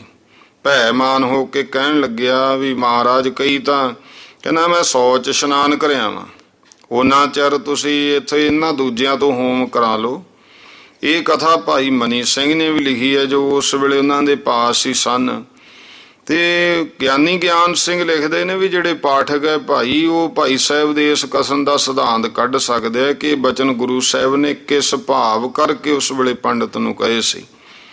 ਜਦੋਂ ਕੇਸੋ ਦਾਸ ਲਗ ਸ਼ੰਕਾ ਦਾ ਬਹਾਨਾ ਕਰਕੇ ਤੁਰ ਗਿਆ ਤੇ ਮੁੜਿਆ ਹੀ ਨਾ, ਮਹਾਰਾਜ ਕਹਿਣ ਲੱਗੇ, ਪਤਾ ਤਾਂ ਹੁਣ ਮਹਾਰਾਜ ਨੂੰ ਸੀ ਕਿ ਹੁਣ ਉਹ ਤਾਂ ਖਿਸਕ ਗਿਆ। ਜਿਹੜੇ ਦੂਜੇ ਦੋ ਜਾਣੇ ਸੀਗੇ ਉਹਨਾਂ ਨੂੰ ਵੀ ਇਹ ਖਿਆਲ ਆਇਆ ਵੀ ਕਿਤੇ ਸਾਨੂੰ ਹੀ ਨਾ ਪੂਰਨ ਹੋਤੀ ਕਰ ਦੇਣ, ਕਿਉਂਕਿ ਇੱਕ ਤਾਂ ਉਸ ਵੇਲੇ ਤਪੱਸਿਆ ਦੇ ਬਲ ਕਰਕੇ ਗੁਰੂ ਸਾਹਿਬ ਜੀ ਦਾ ਤੇਜ ਨਹੀਂ ਸੀ ਸਹਾਰਿਆ ਜਾਂਦਾ, ਦੂਜਾ ਕੇਸੋ ਦਾਸ ਭੱਜ ਗਿਆ, ਇਸ ਕਰਕੇ ਗੁੱਸਾ ਚੜ੍ਹਿਆ ਵੀ ਬ੍ਰਾਹਮਣਾਂ ਨੂੰ ਖਿਆਲ ਹੋਇਆ ਗੁਰੂ ਡਾਢੇ ਦਾ ਹੱਥ ਕਿਸੇ ਨੇ ਨਹੀਂ ਰੋਕਣਾ ਇੱਥੇ ਇਸ ਸਮੇਂ, ਇਹ ਨਾ ਹੋਵੇ ਕੋਈ ਸਾਨੂੰ ਇਹਨਾਂ ਤੋਂ ਛਡਾਉਣ ਵਾਲਾ ਵੀ ਹੈ ਨਹੀਂ, ਭਾਵੇਂ ਇੱਕ ਇੱਕ ਨੂੰ ਅਗਨ ਕੁੰਡ ਵਿੱਚ ਝੋਕ ਦੇਣ। ਫਿਰ ਉਹ ਸਿਆਣਿਆਂ ਦਾ ਕਥਨ ਹੈ, ਭੱਠ ਪਿਆ ਸੋਨਾ ਜਿਹੜਾ ਕੰਨਾਂ ਨੂੰ ਤੋੜੇ, ਜਾਂ ਖਾਵੇ ਵੀ ਕਹਿੰਦੇ ਜਾਨ ਨਾਲ ਜਹਾਨ ਹੈ, ਤਾਂ ਤੇ ਜਾਨ ਬਚਾਉਣੀ ਚੰਗੀ ਹੈ, ਇਹ ਦੱਖਣਾ ਦੁੱਖਣਾ ਤਾਂ ਫੇਰ ਵੀ ਮਿਲੀ ਜਾਣੀ ਹੈ, ਇਹਦੀ ਤਾਂ ਲੈਣੀ ਮਾੜੀ। ਸੋ ਜਾਨ ਦੀ ਲਾਗੂ ਹੋਵੇ ਇਹ ਗੱਲ ਪੱਕੀ ਠਹਿਰਾ ਕੇ ਕੋਈ ਨਾ ਕੋਈ ਬਹਾਨੇ ਕਹਿੰਦੇ ਮਹਾਰਾਜ ਮੈਂ ਵੇਖ ਕੇ ਆਵਾਂ, ਉਹ ਮੁੜਿਆ ਨਹੀਂ ਹੈ। ਮਹਾਰਾਜ ਵੀ ਜਾਣਦੇ ਹੁਣ, ਸੋ ਗੁਰੂ ਸਾਹਿਬ ਕਾਹਨੂੰ ਵੱਢਣਾ ਚਾਹੁੰਦੇ ਸੀ। ਮਹਾਰਾਜ ਕਹਿੰਦੇ ਹਾਂ ਜਾਂ ਤੂੰ ਲੱਭ ਕੇ ਲਿਆ। ਉਹ ਇੱਕ ਖਿਸਕ ਗਿਆ, ਜਿਹੜਾ ਦੂਜਾ ਸੀ ਉਹਨੇ ਵੀ ਥੋੜਾ ਟਾਈਮ, ਮਹਾਰਾਜ ਮੈਂ ਜਾਂਦਾ ਦੇਖ ਕੇ ਆਉਣਾ। ਮਹਾਰਾਜ ਕਹਿੰਦੇ ਜਾਂ ਤੂੰ ਲਿਆ, ਪਤਾ ਸੀਗਾ। ਹੁਣ ਕੁਛ ਨਾ ਕੋਈ ਬਹਾਨੇ ਬਣਾ ਕੇ ਹੋਰ ਜਿਹੜੇ ਸੀ ਇੱਧਰ ਉੱਧਰ ਸਾਰੇ ਖਿਸਕ ਗਏ, ਤੇ ਜਦੋਂ ਆਏ ਆਨੰਦਪੁਰੇ ਤੋਂ ਉਰੇ ਤਾਂ ਸਾਹ ਹੀ ਨਹੀਂ ਲਿਆ।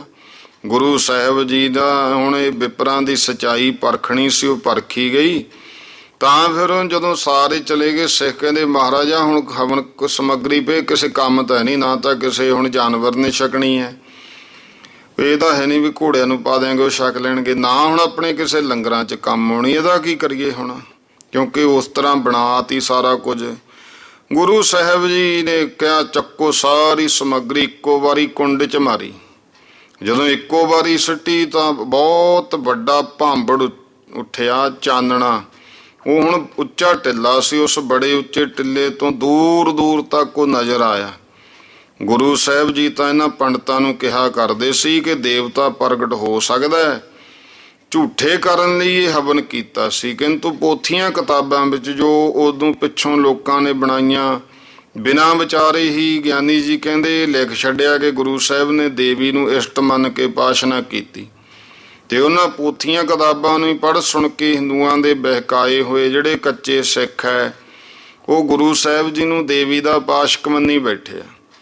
ਉਹ ਇਹ ਨਹੀਂ ਸਮਝਦੇ ਕਿ ਜਿਸ ਗੁਰੂ ਨਾਨਕ ਦੇਵ ਜੀ ਮਹਾਰਾਜ ਦੇ ਦਰਵਾਜ਼ੇ ਅੱਗੇ ਝਾੜੂ ਦਿੰਦੀ ਦੇਵੀ ਨੂੰ ਦੇਖਦੇ ਰਹੇ ਨੇ, ਤੇ ਫਿਰ ਉਸੇ ਟਹਿਲਣੀ ਦੀ ਸੇਵਾ, ਉਸੇ ਗੁਰੂ ਸਾਹਿਬ ਦੀ ਗੱਦੀ ਦਾ ਮਾਲਕ ਅਕਾਲ ਪੁਰਖ ਦਾ ਪੁੱਤਰ ਸ੍ਰੀ ਕਲਗੀਧਰ ਪਾਤਸ਼ਾਹ ਜੀ ਕਿਵੇਂ ਕਰ ਸਕਦੇ ਆ, ਕਦੇ ਵੀ ਨਹੀਂ ਕਰ ਸਕਦੇ, ਨਾ ਉਹਨਾਂ ਕੀਤੀ ਹੈ। ਤੇ ਇਉਂ ਇਹ ਜਿਹੜਾ ਤਵਾਰੀਖ ਇੱਕ ਮੁਹਾਇਤ ਆਜਮ, ਉਹਦੇ ਵਿੱਚ ਮੌਲਵੀ ਗੁਲਾਮ ਅਲੀ ਉਹਨੇ ਚਾਨਣਾ ਲਿਖਿਆ ਵੀ ਚਾਨਣਾ ਹੋਇਆ ਸੀ। ਇਹ ਲਿਖਿਆ ਸੰਮਤ 1700, ਇਹ ਜਿਹੜੀ ਹੈ ਇਹ 68 ਨੂੰ ਬਣੀ ਸੀ ਉਹ ਇਤਿਹਾਸ ਕਾਮ ਬਰਖਣੀ ਵਿੱਚ। ਤੇ ਇਉਂ ਇਹ ਜਿਹੜੀਆਂ ਕਿਤਾਬਾਂ ਨੇ, ਇਹ ਜਿਹੜੀ ਤਵਾਰੀਖ ਮੁਹਾਇਤ ਆਜਮ ਵਿੱਚ ਉਹਨੇ ਇਹ 1768 ਬਿਕਰਮੀ ਸੰਮਤ ਦੇ ਵਿੱਚ ਲਿਖੀ। ਇਤਿਹਾਸ ਕਾਮ ਬਰਖਣੀ ਇੱਕ ਪੁਸਤਕ ਹੈ, ਉਹਦੇ ਵਿੱਚ ਨੰਦ ਸਿੰਘ ਬਟਾਲੀਏ ਨੇ ਖੰਡਾ ਦੇ ਗਈ ਲਿਖਿਆ, ਜੋ 1797 ਨੂੰ ਤਿਆਰ ਹੋਈ। ਗੁਲਸ਼ਨ ਪੰਜਾਬ ਪੁਸਤਕ, ਉਹਦੇ ਵਿੱਚ ਇਹ ਲਿਖਦਾ ਕਿ ਗੁਰੂ ਸਾਹਿਬ ਜੀ ਨੇ ਆਪਣੀ ਤੇਗ ਦੇਵੀ ਅੱਗੇ ਰੱਖਤੀ, ਉਸ ਦਾ ਮੁੱਠਾ ਰੰਗਿਆ ਗਿਆ, ਜਿਸ ਦਾ ਅਰਥ ਪੰਡਤਾਂ ਨੇ ਇਹ ਕੱਢਿਆ ਕਿ ਆਪ ਪੰਥ ਚੱਲੂ ਇਹਨਾਂ ਦਾ। ਇਸੇ ਤਰ੍ਹਾਂ ਕਿਸੇ ਨੇ ਇਹ ਲਿਖਤਾ ਕਿ ਉਹ ਕਰਦ ਦੇ ਕੇ ਗਈ ਹੈ, ਕਿਸੇ ਨੇ ਇਹੋ ਜਿਹਾ ਲਿਖ ਛੱਡਿਆ ਕਿ ਪ੍ਰਗਟ ਕੁਛ ਨਹੀਂ ਹੋਇਆ, ਗੁਰੂ ਸਾਹਿਬ ਨੇ ਕੇਵਲ ਹੋਮ ਹੀ ਕੀਤਾ ਸੀ। ਤੋ ਭਾਈ ਸੰਤੋਖ ਸਿੰਘ ਜੀ ਨੇ ਤੀਜੀ ਰੁੱਤ ਦੇ 11ਵੇਂ ਅਧਿਆਏ ਵਿੱਚ ਲਿਖਿਆ ਕਿ ਜਦ ਦੇਵੀ ਪ੍ਰਗਟ ਹੋਈ, ਗੁਰੂ ਸਾਹਿਬ ਦੇ ਨੇਤਰ ਮਿਟ ਗਏ, ਫਿਰ ਖੋਲ੍ਹੇ, ਵਰ ਮੰਗਿਆ ਤੇ ਪੰਥ ਚੱਲੇ, ਸ਼ਸਤਰ ਮਿਲੇ। ਤਦ ਦੇਵੀ ਨੇ ਇੱਕ ਕਰਦ ਦੇ ਕੇ ਬਚਨ ਕੀਤਾ ਵੀ ਤੁਸਾਂ ਜੋ ਨੇਤਰ ਮੀਟ ਕੇ ਫਿਰ ਖੋਲ੍ਹੇ ਨੇ, ਇਸ ਕਰਕੇ ਤੁਹਾਤੋਂ 40 ਵਰਸ ਪਿੱਛੋਂ ਤੁਹਾਡੇ ਪੰਥ ਦਾ ਪ੍ਰਤਾਪ ਵਧੂ।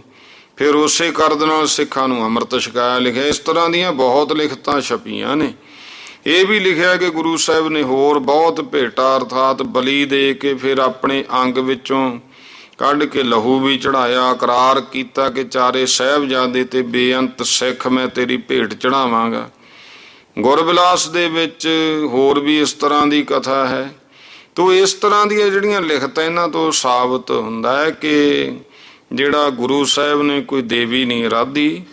ਇਹ ਇਸ ਤਰ੍ਹਾਂ ਕਈਆਂ ਲਿਖਤਾਂ ਕੇਵਲ ਹੋਮ ਕਰਨਾ ਸੁਣਾ ਕੇ ਕਿਸੇ ਦਾ ਮਨ ਫੁਰਿਆ ਹੋਇਆ ਜਾਂ ਸੁਣਿਆ ਇਹੋ ਜਿਹਾ ਕੁਛ ਲਿਖ ਦਿੱਤਾ। ਜਿਵੇਂ ਹੋਮ ਕਰਨਾ ਸਭ ਕਿਤਾਬਾਂ ਵਾਲਿਆਂ ਨੇ ਇੱਕੋ ਜਿਹਾ ਹੀ ਲਿਖਿਆ। ਜੇ ਦੇਵੀ ਆਰਾਧੀ ਹੁੰਦੀ ਜਾਂ ਪ੍ਰਗਟ ਹੋਈ ਹੁੰਦੀ ਤਾਂ ਸਾਰੀਆਂ ਪੋਥੀਆਂ ਕਿਤਾਬਾਂ ਵਾਲੇ ਫਿਰ ਪ੍ਰਸੰਗ ਇੱਕੋ ਜਿਹਾ ਹੀ ਲਿਖਦੇ, ਵੱਖ-ਵੱਖ ਕਿਉਂ ਲਿਖੇ? ਬਾਕੀ ਗੁਰੂ ਸਾਹਿਬ ਦੀ ਬਾਣੀ ਤੋਂ ਵੀ ਦੇਵੀ ਦੀ ਉਪਾਸਨਾ ਤੇ ਉਹਨੂੰ ਆਪਣਾ ਇਸ਼ਟ ਗੁਰੂ ਸਾਹਿਬ ਜੀ ਨੇ ਮੰਨਣਾ ਇਹ ਕਿਸੇ ਤਰ੍ਹਾਂ ਵੀ ਸਿੱਧ ਨਹੀਂ ਹੁੰਦਾ ਹੈ, ਕਿਉਂਕਿ ਇਸ਼ਟ ਦੇਵ ਜਿਹੜਾ ਹੁੰਦਾ ਉਸੇ ਦਾ ਮੰਗਲਚਾਰ ਉਹ ਪੁਰਖ ਆਪਣੀ ਬਾਣੀ ਦੇ ਆਦ ਵਿੱਚ ਕਰਦਾ ਹੈ। ਇਸ ਕਰਕੇ ਗੁਰੂ ਸਾਹਿਬ ਜੀ ਨੇ ਦੇਵੀ ਦਾ ਮੰਗਲ ਕਿਸੇ ਬਾਣੀ ਦੇ ਉਚਾਰਨ ਸਮੇਂ ਨਹੀਂ ਕੀਤਾ। ਅਕਾਲ ਪੁਰਖ ਦਾ ਹੀ ਮੰਗਲ ਸਾਰੇ ਕੀਤਾ। ਸੋ ਕਿਸੇ ਥਾਂ ਨਿਰਗੁਣ ਰੂਪ ਕਰਕੇ, ਕਿਸੇ ਥਾਂ ਸਰਗੁਣ ਬ੍ਰਹਮ ਤੇਗ ਸਰੂਪ ਕਰਕੇ ਵਰਣਨ ਕੀਤਾ। ਜਿਵੇਂ ਕਿ ਚੱਕਰ ਚਿਹਨੇ ਅਰ ਵਰਨ ਜਾਤ ਅਰ ਪਾਤ ਨਹਿੰਜੇ, ਰੂਪ ਰੰਗ ਅਰ ਰੇਖ ਭੇਖ ਕੋ ਕਹਿ ਨਾ ਸਕਤ ਕਿਹ। ਅਕਾਲ ਉਸਤਤ ਦੇ ਆਰੰਭ ਸਮੇਂ ਕਿਆ ਪ੍ਰਣਵੋ ਆਦ ਏਕੰਕਾਰਾ ਜਲ ਥਲ ਮਹੀਲ, ਕੀਓ ਪਸਾਰਾ ਆਦ ਪੁਰਖ ਅਵਗਤ ਅਵਿਨਾਸੀ, ਲੋਕ ਚਤੁਰਦਸ ਜੋਤ ਪ੍ਰਕਾਸ਼ੀ। ਗਿਆਨ ਪ੍ਰਬੋਧ ਬਾਣੀ ਉਹਦੇ ਵਿੱਚ ਲਿਖਿਆ ਖਗ ਖੰਡ ਬਿਹੰਡੰ ਖਲ ਦਲ ਖੰਡੰ ਅਤ ਰਣ ਮੰਡੰ ਬਰ ਭੰਡੰ, ਭੁਜ ਦੰਡ ਅਖੰਡੰ ਤੇਜ ਪ੍ਰਚੰਡੰ ਜੋਤ ਅਮੰਡੰ, ਭਾਨ ਪ੍ਰਵੰ ਸੁਖ ਸੰਤਾਂ ਕਰਣੰ ਦੁਰਮਤ ਦਰਣੰ ਕਿਲ ਬਿਖ ਹਰਣੰ ਅਸ ਸਰਣੰ, ਜੈ ਜੈ ਜਗ ਕਾਰਨ ਸ੍ਰਿਸ਼ਟੋ ਬਾਰਨ ਮਮ ਪ੍ਰਤਪਾਰਨ ਜੈ ਤੇਗੰ। ਇਹ ਜਿੱਥੇ ਜੈ ਤੇਗੰ ਆ ਨਾ, ਜਿਵੇਂ ਆਉਂਦਾ ਪ੍ਰਥਮ ਭਗਉਤੀ ਸਿਮਰਕੈ ਗੁਰੂ ਨਾਨਕ, ਇਹ ਸਰਗੁਣ ਸਰੂਪ ਦੇ ਵਿੱਚ ਹੈ ਬ੍ਰਹਮ ਦੀ ਉਪਾਸਨਾ। ਇਹਨੂੰ ਕੋਈ ਇਸਤਰੀ ਲਿੰਗ ਰੂਪ ਮੰਨ ਕੇ ਨਹੀਂ, ਭਾਵ ਜਦੋਂ ਸਰਗੁਣ ਰੂਪ ਦੇ ਵਿੱਚ ਆ ਤਾਂ ਉਹਨੂੰ ਕਿਸੇ ਸ਼ਕਤੀ ਰੂਪ ਦਾ ਚਿਤਰਨਾ ਹੀ ਪੈਣਾ ਨਾ। ਜਿਵੇਂ ਹੁਣ ਆਪਾਂ ਇਹ ਵੀ ਮੰਨਦੇ ਹਾਂ ਕਿ ਸਰਗੁਣ ਰੂਪ ਦੇ ਵਿੱਚ ਆਪਾਂ ਸ੍ਰੀ ਗੁਰੂ ਨਾਨਕ ਦੇਵ ਮਹਾਰਾਜ ਜੀ ਨੂੰ ਸਰਗੁਣ ਬ੍ਰਹਮ ਜਾਣਦੇ ਹਾਂ। ਇਸ ਕਰਕੇ ਗੁਰੂ ਨਾਨਕ ਦੇ ਪਾਤਸ਼ਾਹ ਨੂੰ ਸਾਰੇ ਨੇ ਜਿੰਨੇ ਵੀ ਹੈ ਕੋਈ ਗੁਰਮੁਖ ਭਗਤ ਸਾਰੇ ਉਸ ਦਾ ਗੁਣ ਗਾਉਂਦੇ ਲਿਖਿਆ। ਜਦੋਂ ਆਪਾਂ ਭੱਟਾਂ ਦੀ ਬਾਣੀ ਪੜ੍ਹਦੇ ਹਾਂ ਕਿ ਜਿੰਨੇ ਭਗਤ ਨੇ ਸਾਰੇ ਹੋਰ ਪੀਰ ਪੈਗੰਬਰ ਹੈ ਗੁਰੂ ਨਾਨਕ ਤੇਰੇ ਗੁਣ ਗਾਉਂਦੇ ਆ। ਭੱਟ ਕਹਿੰਦੇ ਉਹ ਭਾਵ ਕੀ ਹੈ ਕਿ ਤੂੰ ਨਿਰਗੁਣ ਸਰੂਪ ਬ੍ਰਹਮ ਹੈ, ਸਾਰੇ ਰੱਬ ਦੇ ਗੁਣ ਗਾਉਂਦੇ ਆ, ਤੂੰ ਉਸੇ ਦਾ ਹੀ ਸਰਗੁਣ ਸਰੂਪ ਹੈ। ਇਸ ਕਰਕੇ ਸਭ ਤੇਰੇ ਗੁਣ ਗਾਉਂਦੇ ਆ। ਕਲਗੀਧਰ ਪਾਤਸ਼ਾਹ ਨੇ ਜਿੱਥੇ ਜੈ ਤੇਗੰ ਦੀ ਗੱਲ ਕਹੀ, ਇਹ ਸਰਗੁਣ ਦੀ ਉਪਾਸਨਾ ਰੂਪ ਹੈ।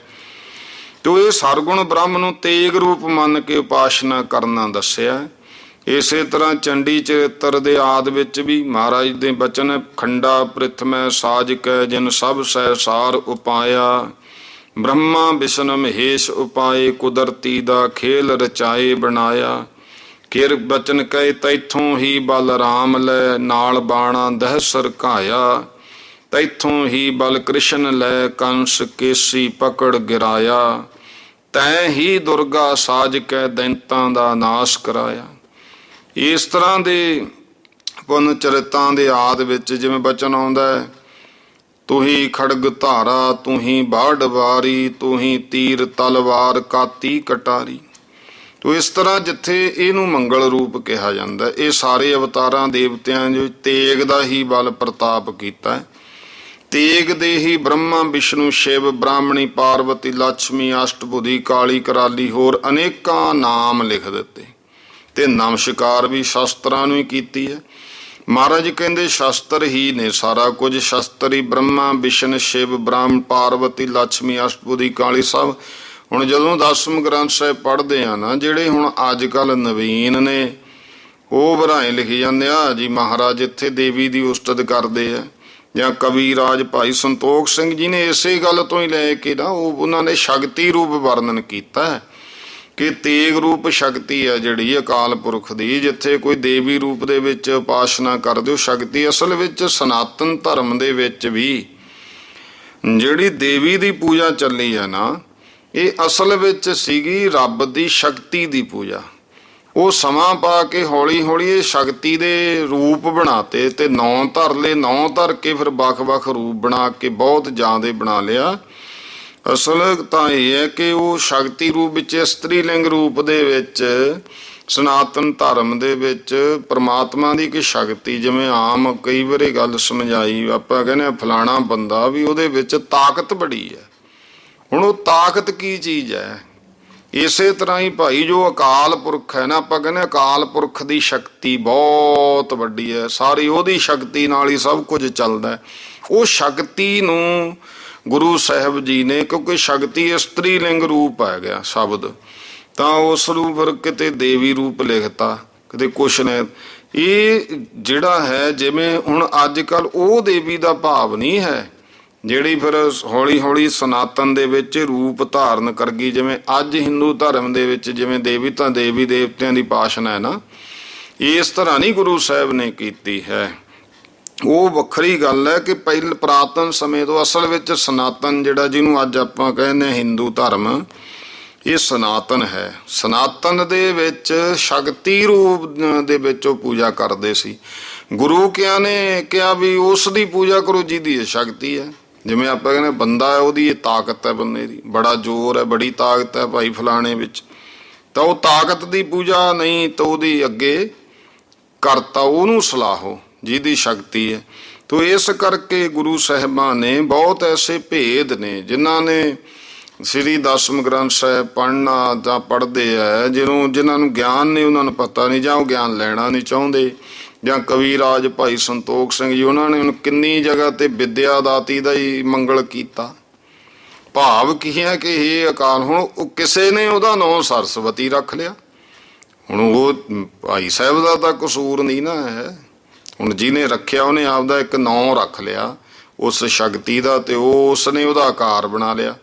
ਲੇਕਿਨ ਭਾਈ ਗੁਰੂ ਸੰਤੋਖ ਸਿੰਘ ਜੀ, ਉਹਨਾਂ ਨੇ ਬਾਣੀ ਰੂਪ, ਵਿਦਿਆ ਰੂਪ, ਇਹ ਸ਼ਕਤੀਆਂ ਭਾਵ ਲਿਆ। ਜਿਹੜੀ ਵਿਦਿਆ ਹੈ, ਆਪਾਂ ਕਹਿੰਦੇ ਫਲਾਣੇ ਨੂੰ ਬਹੁਤ ਗਿਆਨ ਹੈ, ਇਹ ਬੜਾ ਵਿਦਵਾਨ ਹੈ। ਉਹ ਜਿਹੜੀ ਵਿਦਵਾਨ ਕਿਹਨੂੰ ਕਹਿੰਦੇ? ਜਿਹਦੇ ਵਿੱਚ ਧਰਮ ਸ਼ਾਸਤਰਾਂ ਦੀ ਵਿਦਿਆ ਹੋਵੇ। ਭਾਈ ਸਾਹਿਬ ਜੀ ਨੇ ਉਹ ਵਿਦਿਆ ਨੂੰ ਵੀ ਦੇਵੀ ਰੂਪ ਲਿਆ, ਕਿਉਂਕਿ ਵਿਦਿਆ ਇਸਤਰੀ ਲਿੰਗ ਸ਼ਬਦ ਆ ਗਿਆ ਨਾ, ਕਿ ਦੇਵੀ ਰੂਪ ਹੈ। ਫਿਰ ਬਾਣੀ, ਜਿਵੇਂ ਹੁਣ ਆਪਾਂ ਕਹਿੰਦੇ ਫਲਾਣਾ ਬੰਦਾ ਵੀ ਉਹ ਜਦੋਂ ਭਾਈ ਵਿਚਾਰ ਕਰਦਾ ਤਾਂ ਉਹਦੇ ਜਿਹੜੇ ਬਚਨ ਹੁੰਦੇ ਆ ਉਹ ਬੰਨ ਦਿੰਦੇ ਆ। ਗੱਲ ਤਾਂ ਉਹੀ, ਉਹ ਬਾਣੀ ਹੋ ਗਈ ਕਿ ਸ਼ੁਭ ਕੰਠ ਹੋਵੇ। ਹੁਣ ਕਿਸੇ ਕਵੀ ਨੇ ਰਚਨਾ ਕਰਨੀ ਹੈ, ਕੋਈ ਕਾਵ ਰਚਨਾ, ਉਹਦਾ ਭਾਵ ਹੈ ਉਹਨੂੰ ਸਫੁਰਨ ਵੀ ਹੋਵੇ ਬਾਣੀ। ਕਾਵ ਰਚਨਾ ਜਿਹੜੀ ਹੈ, ਜੇ ਹੁਣ ਉਹਨੂੰ ਸਫੁਰਨ ਹੋ ਫੇਰ ਹੀ ਹੈ। ਆਪਾਂ ਨੂੰ ਕੋਈ ਕਹੇ ਵੀ 5-4 ਲੈਣਾ ਕਵਿਤਾ ਦੀਆਂ ਰਚ ਦਿਓ, ਆਪਾਂ ਤੋਂ ਲੈ ਰਚਨੀ ਹੋਣੀ ਹੈ। ਤੇ ਕਵੀ ਰਾਜ ਭਾਈ ਸੰਤੋਖ ਸਿੰਘ ਜੀ ਵਰਗਿਆਂ ਨੇ ਲੱਖਾਂ ਜਿਹੜੀਆਂ ਤੁਕਾਂ ਰਚਤੀਆਂ, ਕਿੰਨੇ ਛੰਦਾਬੰਦੀ ਚ ਰਚਤੀਆਂ। ਹੁਣ ਉਹ ਬੁੱਧੀ ਦੇ ਵਿੱਚ ਉਤਰਦੀ ਸੀ ਨਾ ਉਹ ਰਚਨਾ, ਕਾਵ ਰਚਨਾ, ਉਹਨਾਂ ਨੇ ਉਸ ਨੂੰ ਵੀ ਦੇਵੀ ਰੂਪ ਕਿਹਾ ਵੀ ਹੇ ਪਰਮੇਸ਼ਰ, ਇਹ ਉਤਰਦੀ ਰਹੇ ਇਸੇ ਤਰ੍ਹਾਂ, ਉਸ ਰਚਨਾ ਨੂੰ ਵੀ ਤੂੰ ਉਤਰਦੀ ਰਹਿ ਮੈਨੂੰ, ਇੱਕ ਜਿਹੜੀ ਰਚਨਾ। ਫਿਰ ਜਿਹੜੀ ਆਪਾਂ ਮੁੱਖੋਂ ਬਾਣੀ ਬੋਲਦੇ ਆ, ਬਾਣੀ ਭਾਵ ਬੋਲ, ਇਹ ਵੀ ਸ਼ੁਭ ਕੰਠ ਤੋਂ ਚੱਲਦੀ ਰਹੇ। ਹੁਣ ਜੇ ਕਵੀ ਹੈ ਜਿਹੜਾ, ਉਹ ਸੁਣਾਊ ਤਾਂ ਹੀ ਜੇ ਗਲਾ ਚੱਲੂ ਉਹਦਾ। ਜੇ ਹੁਣ ਬਾਣੀ ਅੱਗੇ ਉਹਨੂੰ ਕਹੇ ਵੀ ਸੁਣਾ, ਹੁਣ ਉਹਦਾ ਉਹਨਾਂ ਗਲਾ, ਉਹਦੇ ਰਾਗ ਹੀ ਨਹੀਂ ਸੁੱਧ ਹੋਵੇਗਾ ਤਾਂ ਰਸ ਕੀ ਆ। ਉਹ ਇਸ ਕਰਕੇ ਉਹ ਇਸ ਗੱਲ ਨੂੰ ਵੀ ਦੇਵੀ ਰੂਪ, ਜਿਹੜਾ ਸਿਧਾਂਤ ਹੈ ਨਾ, ਅਸਲ ਜਦੋਂ ਇਹ ਬਹੁਤ ਲੰਮੇ ਹਿਰਦੇ ਨਾਲ ਲਗਾਤਾਰ ਕਥਾ ਕੋਈ ਸੁਣਦਾ ਰਹੇ, ਗਿਆਨ ਉਹਨੂੰ ਹੁੰਦਾ। ਅੱਜ ਕੱਲ੍ਹ ਟੀਕਾ ਟਿੱਪਣੀਆਂ ਪੱਲੇ ਰਹਿ ਗਈਆਂ, ਇਸ ਕਰਕੇ ਸਮਝ ਕੁਛ ਹੈ ਨਹੀਂ, ਨਾ ਸਮਝਣਾ ਚਾਹੁੰਦੇ ਹੈ, ਕੋਈ ਜਾਣ ਬੁੱਝ ਕੇ ਲਾ ਲਓ। ਫਿਰ ਉਹ ਇਹਨਾਂ ਗ੍ਰੰਥਾਂ ਤੇ ਕਿੰਤੂ ਪਰੰਤੂ ਕਰੀ ਜਾਂਦੇ ਆ। ਦਸਮ ਗ੍ਰੰਥ ਸਾਹਿਬ ਤੇ ਵੀ ਕਿੰਤੂ, ਦੇਖੋ ਜੀ ਮਹਾਰਾਜ, ਹੁਣ ਤਾਂ ਕਹੀਏ ਇੱਕ ਨੇ ਬਦਲ ਹੀ ਦਿੱਤਾ ਸੀ, ਅਰਦਾਸ ਹੀ ਬਦਲ ਲਈ ਸੀ ਉਹਨਾਂ ਨੇ। ਕਹਿੰਦੇ ਅਸੀਂ ਇਹ ਤਾਂ ਜੀ ਭਾਵ ਪ੍ਰਥਮ ਭਗਉਤੀ ਸਿਮਰ ਕੇ ਆਖੇ, ਤਾਂ ਮਹਾਰਾਜ ਪਹਿਲਾਂ ਦੇਵੀ ਨੂੰ ਸਿਮਰਦੇ ਆ, ਉਹਨਾਂ ਨੇ ਇਹ ਬਣਾ ਲਈ ਪ੍ਰਥਮ ਅਕਾਲ ਪੁਰਖ ਸਿਮਰ ਕੇ। ਗੁਰੂ ਨਾਨਕ ਨੇ ਦੱਸੋ ਵੀ ਸਮਝੋ ਇਹ ਗੁਰੂ ਗੋਬਿੰਦ ਸਿੰਘ ਪਾਤਸ਼ਾਹ ਦਾ ਆਸਾ ਤਾਂ ਸਮਝੋ। ਗੁਰੂ ਸਾਹਿਬ ਕੀ ਕਹਿੰਦੇ, ਮੈਂ ਨ ਗਣੇਸ਼ਾਂ ਪ੍ਰਥਮ ਮਨਾਉ ਕਿਸਨ ਬਿਸ਼ਨ ਕਬ ਹੁਣ। ਤੇ ਕਿਵੇਂ ਫਿਰ ਉਹਦਾ ਭਾਵ ਹੈ ਕਿ ਉਹਨਾਂ ਨੇ ਤੇਗ ਰੂਪ ਜਿਹੜਾ ਹੈ ਸਰਗੁਣ ਬ੍ਰਹਮ ਦੀ ਪੂਜਾ ਦਾ ਗੱਲ ਕੀਤੀ ਹੈ ਇੱਥੇ, ਜਿਹੜਾ ਪ੍ਰਥਮ ਭਗਉਤੀ ਸਿਮਰ ਕੈ।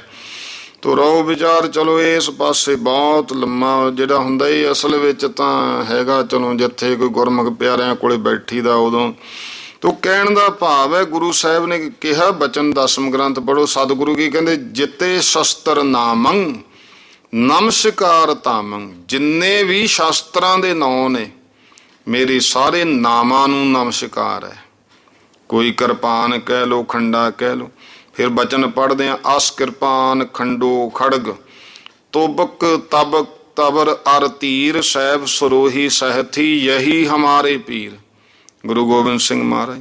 ਫਿਰ ਬਚਨ ਆਉਂਦੇ ਆ, ਮਮ ਇਸ਼ਟ ਏਕ ਅਕਾਲ ਜਿਹ ਭੁਜ ਮਿਟੇ ਕ੍ਰਮ ਜਾਲ।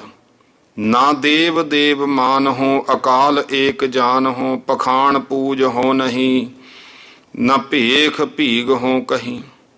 ਇਹ ਤੇ ਇਸ ਤਰ੍ਹਾਂ ਦੇ। ਤੋ ਫਿਰ ਇਸ ਭਲਾ ਇਉਂ ਸ਼ਾਸਤਰ ਤਾਂ ਗੁਰੂ ਸਾਹਿਬ ਨੇ ਇਸ਼ਟ ਮੰਨਿਆ, ਪਰ ਭਗਉਤੀ ਤਾਂ ਦੇਵੀ ਜਿਹੜਾ ਹੈ। ਤੋ ਫਿਰ ਇਹ ਕਈ ਪ੍ਰਸ਼ਨ ਕਰਦੇ ਵੀ ਅਰਦਾਸ ਸਮੇਂ ਰਾਧੀ ਜਾਂਦੀ ਹੈ। ਇਹ ਭਗਉਤੀ ਨਾਮ ਜਿਹੜਾ ਹੈ ਇਹ ਦੇਵੀ ਦਾ ਪਦਮ ਪ੍ਰਾਣ, ਮਾਰ ਕੰਡੇ ਪ੍ਰਾਣ, ਦੇਵੀ ਭਾਗਵਤ ਇਹ ਕਿਤੇ ਵੀ ਨਹੀਂ ਹੈ ਭਗਉਤੀ। ਭਗਵਤੀ ਸਮੀਰਾਮਾ, ਸਮੀਰਾਮਾ ਈਰਾਨ ਦੀ ਮਹਾਰਾਣੀ ਦਾ ਨਾਮ ਈਰਾਨੀ ਤਬਾਰੀਖਾਂ ਤੋਂ ਪ੍ਰਸਿੱਧ ਹੋਇਆ।